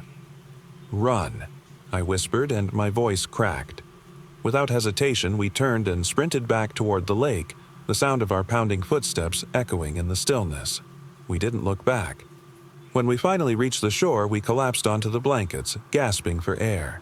The lake was still there, dark and calm under the moonlight, but the figure, whatever it was gone. None of us spoke for a long time. We packed up our things in silence, our minds racing. Whatever had been out there wasn't something we could explain, and part of me is still afraid it might still be watching. We haven't gone back to that lake. My friends and I had been planning a hiking trip for weeks, a chance to escape the city and immerse ourselves in the quiet, untouched beauty of the mountains. We were tired of screens and the constant noise of everyday life. This would be our chance to disconnect and recharge. The trailhead was only about an hour's drive from town, and we arrived just as the sun was beginning to set. The air was crisp, and the towering pines stretched endlessly in every direction. The trail was well worn, though not overly crowded. It was perfect. As we started the hike, the conversations flowed, and we basked in the sounds of nature, the crunch of gravel beneath our feet, the soft rustling of leaves, and the distant call of birds. We decided to set up camp a few miles in, beside a stream that meandered through the forest. The spot felt isolated and peaceful, exactly what we were looking for. As we set up our tents and built a fire, the sun dipped lower, casting long shadows across the ground. That's when it started. At first, it was subtle, a faint rustling in the underbrush. I figured it was just some wildlife, maybe a deer or a squirrel. But as the evening deepened, the sounds grew more distinct. It wasn't just the rustling anymore. There were footsteps. Quiet at first, but steady, following us. I stopped and turned around, expecting to see one of my friends, but no one was there. The woods were still except for the distant hum of insects. I didn't say anything to the others. I didn't want to worry them, but my nerves were already fraying. Every step we took, I felt like we were being watched. The sounds of the forest, which had been so comforting earlier, now felt oppressive. It wasn't just wildlife out there anymore. By the time we made it to camp, the shadows had grown long and deep. The fire we built crackled loudly, and we huddled close, trying to keep warm. I kept my eyes on the tree line, expecting to see someone emerge, but nothing ever came. It wasn't until later, after we had settled in, that I noticed something strange.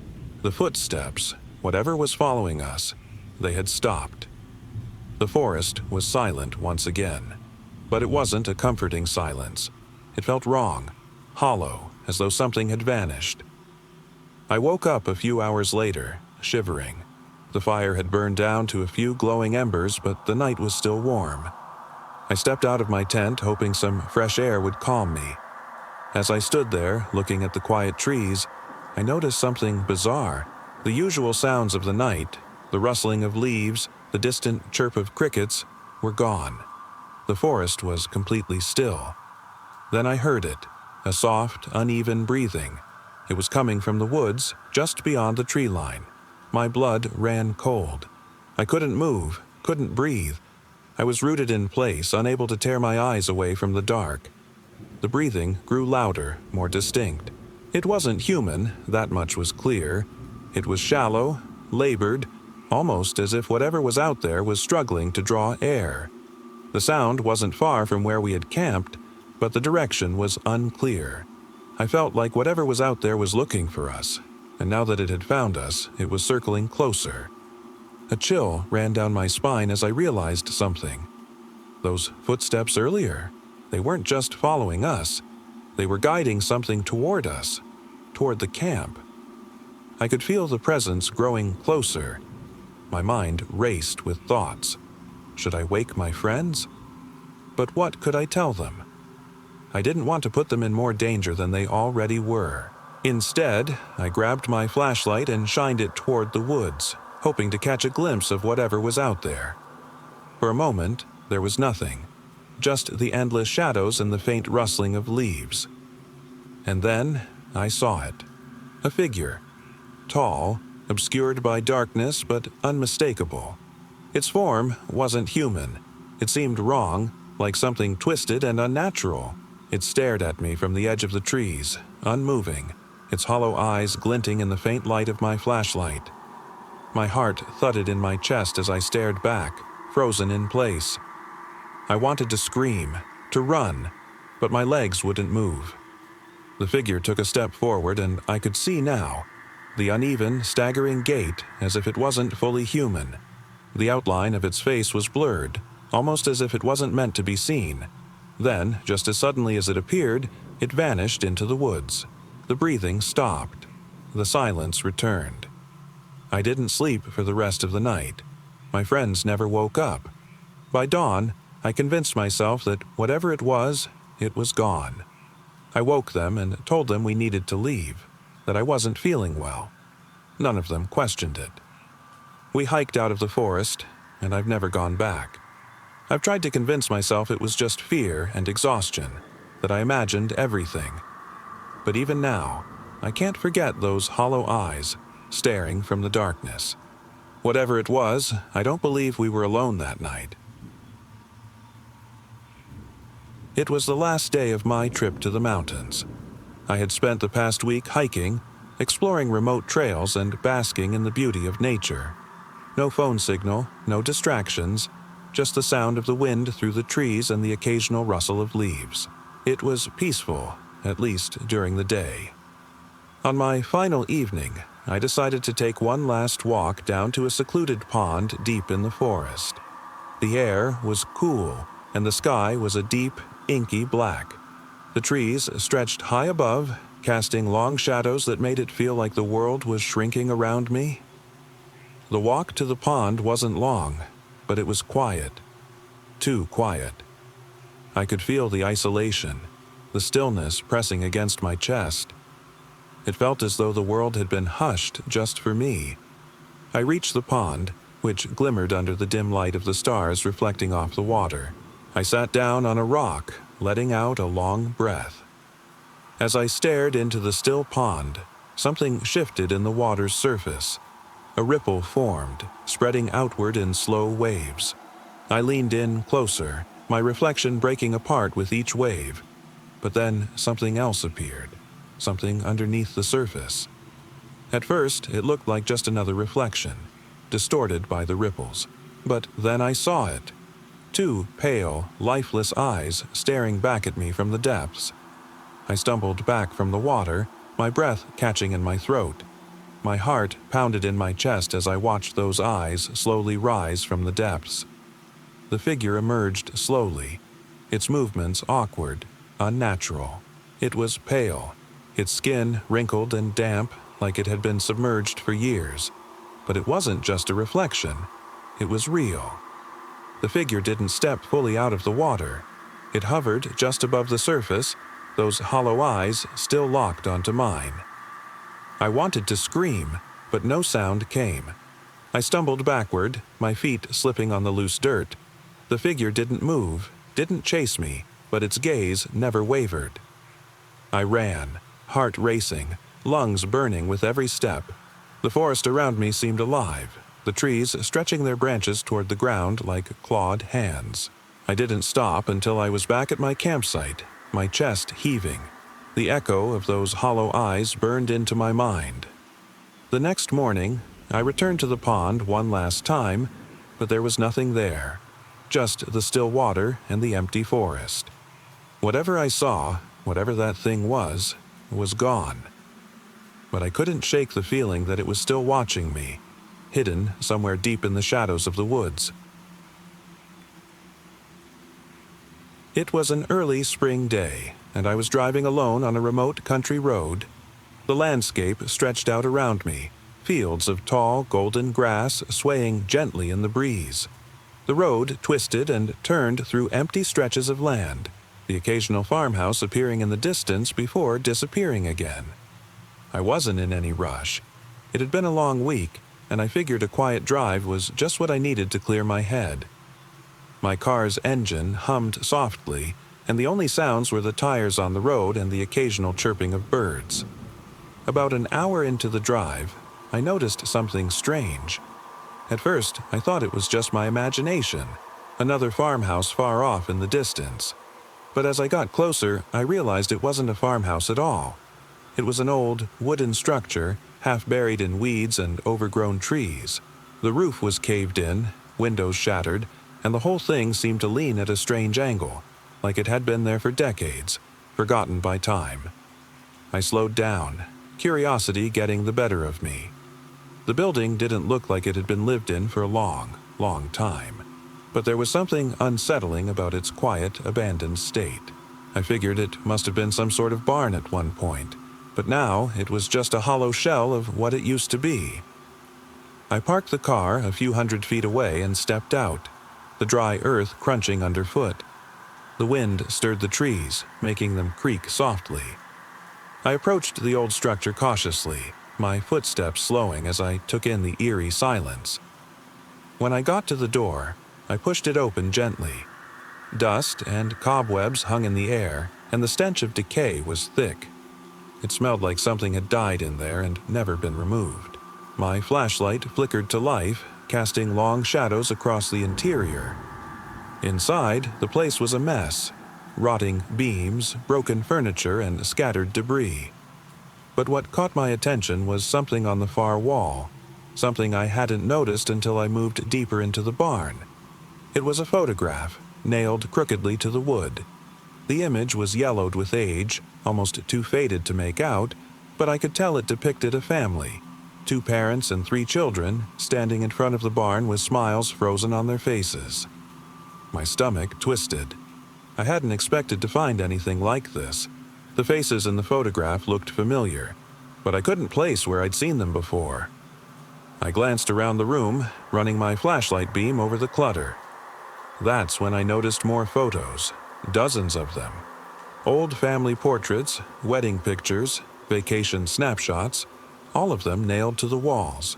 The people in the photos seemed to watch me, their smiles distorted, eyes fixed on something just beyond the frame. The air grew colder, and I felt the weight of their gaze pressing down on me.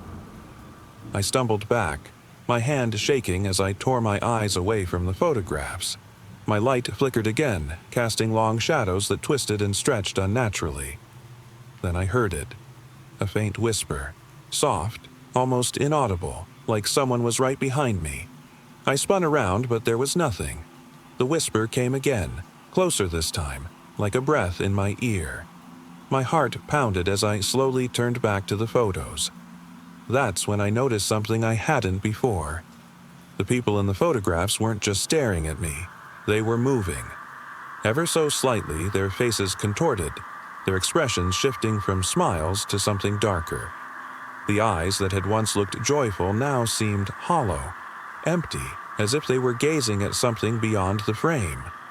The shadows in the room deepened, and I realized they weren't shadows at all. They were moving, like they were stepping out from the photographs. Panic surged through me as I bolted for the door. My flashlight flickered, casting strange, flickering shadows across the doorway. The whispers grew louder, surrounding me from all sides, their faint murmurs growing into distorted echoes. I didn't look back. I sprinted to my car, heart racing, and slammed the door shut behind me. As I sped away down the empty road, I could still feel those hollow eyes staring at me from inside the barn. I don't know who or what they were, or why they were trapped in those photos, but I'm sure of one thing. They're still there, waiting. It started with a simple drive. I had always been fascinated by old lighthouses, drawn to their solitude and the stories they seemed to hold. So, one weekend, I decided to take a trip to an isolated one perched on a cliff by the sea. It was something I'd always wanted to do, something to escape from the noise of daily life. The lighthouse was miles away from any town or signs of human life. The drive to get there was long, winding through narrow, desolate roads with nothing but trees and rocky cliffs on either side. The closer I got, the more the world seemed to shrink. By the time I arrived, the sun had begun to set, casting a long, eerie glow over the water below. The lighthouse stood tall, its white paint peeling and windows dark. The air smelled of salt and brine, and the only sound was the crashing waves below. I parked my car and began the short hike up the steep path leading to the base of the lighthouse. The only other thing besides the distant roar of the sea was the silence that seemed to engulf everything. When I reached the entrance, I pushed open the heavy wooden door. The inside was musty and cold, with narrow, spiraling stairs leading to the top. Each step groaned beneath my feet as I climbed. It wasn't long before I reached the top, where the view was breathtaking. The sea stretched out before me, endless and unforgiving. I stood there, lost in the beauty of it all, when something made me glance back toward the stairs. For a moment, I thought I saw someone standing there, silhouetted against the narrow frame of the doorway. My stomach twisted, and my heart skipped a beat. But when I turned fully around, there was no one there. I told myself it was just the shadows playing tricks. The wind whistled through the small broken windows, and I shivered, forcing the creeping unease to the back of my mind. As I took in the view again, I thought about the stories of ships lost at sea, the lonely keepers who had watched from these towers for generations. The idea of isolation felt comforting until I realized that I wasn't alone. Not truly. There was something off about the silence, the absence of birds, the usual sounds of life. Everything was too still, the kind of silence that made your ears ring. I made my way back down the stairs, each creak of the wood beneath me echoing. When I reached the bottom, the door was shut. How had I not noticed that before? The door hadn't moved on its own. My heart raced again as I reached for the handle, only to find it locked from the inside. I was trapped. Panic hit me hard. I checked my phone, but there was no signal. The lighthouse stood in the middle of nowhere, surrounded by nothing but ocean and cliffs. I tried to open the door, banging on it, shouting for help, but there was no one around. The sound of my own voice felt hollow in the empty space. I spent what felt like hours trying to find a way out, but the door refused to budge. It was as if something had sealed it behind me, something I couldn't see or understand. The fear grew, sinking into every part of me. The thought that I might be trapped here, in this ancient lighthouse where the echoes of the past lingered, was too much to bear. When I finally slumped to the floor, exhausted and hopeless, I noticed something strange. The silence seemed to have shifted. Not just quiet, it was as if the world itself had grown quieter. The air was still, heavy, as though time had stopped. I closed my eyes, trying to steady my breathing, when I heard it.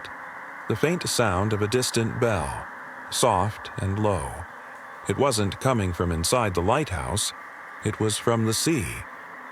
The bell rang again, louder this time. It echoed off the cliffs, and I couldn't tell if it was real or some strange, haunting memory. My stomach turned as I realized there was no ship in sight, no boat or rescue, just the sound of a bell calling from the void. Trembling, I stood up and went to the window, pressing my face against the cold glass. Below, far out on the water, I saw a flicker of light, dim, almost ghostly. It moved closer, but the lighthouse had no boats or ships. No life should have been out there. I forced myself to look away, but the bell continued, growing louder and more insistent. I didn't know if it was real, or if my mind was playing tricks, but I knew one thing. The lighthouse wasn't just keeping watch over the sea, it felt like the sea was watching me. I never saw anyone outside, never found a way out, but the bell still echoes in my mind, always just out of reach. I don't know if anyone else heard it, or if I was the only one who ever would. It was the middle of summer when a group of friends and I decided to take a spontaneous trip to a nearby lake. None of us had ever been there before, but the promise of clear waters and warm sun was too tempting to pass up. The drive wasn't long, just far enough to feel like we were escaping the noise of the city, but not so far that we'd lose cell service. The day started perfectly. We arrived early, claiming a spot near the shore, and spent the afternoon swimming, laughing, and basking in the sunlight. The lake was calm, almost unnaturally so. The water was glassy and there wasn't a single ripple. It was eerie in its stillness, but we were too preoccupied with the warmth and the relaxation to give it much thought. As the sun began to set, casting a golden hue over the water, we decided to go for one last swim before the evening cooled. The water was still as we dove in, and it felt refreshing. The perfect end to a perfect day. But as I swam further out, the light from the setting sun began to fade, and the water became darker. That's when I noticed something strange beneath me. It wasn't an object or a shadow. It was a presence. Something shifted below the surface, too far down for me to make out. My stomach twisted and I stopped swimming, treading water as my eyes strained into the depths. There was nothing visibly there, but I could feel it. A sensation like being watched, like something was studying me from beneath. "Hey," I called out to my friends, trying to hide the unease in my voice. "Can you guys feel that? Like, something's down there?" They splashed and joked, completely unaware. I didn't tell them how much I wanted to get out of the water. The longer I stayed, the stronger the feeling grew. It was as if the lake itself had become a living, breathing entity, waiting. I swam back to shore, hurried and shaking off the cold, unsure if what I had felt was real. The others were still laughing, throwing a frisbee, soaking up the last of the day's warmth. I tried to forget about the sensation and told myself it was just my nerves playing tricks. As we started packing up to leave, I noticed something odd in the sand near our stuff. Tracks. Not footprints, though. Drag marks, deep and deliberate, leading from the water toward the woods. My heart stopped as I followed them with my eyes. They disappeared into the trees, where there was nothing but silence. I didn't say anything to my friends. I couldn't bring myself to. As we drove away, I kept looking back at the lake, the sun now fully set, casting a dark, brooding reflection. That night, I couldn't sleep. The feeling of being watched didn't leave me. I kept wondering, what was in that water? And whatever it was it still down there, waiting for us to return?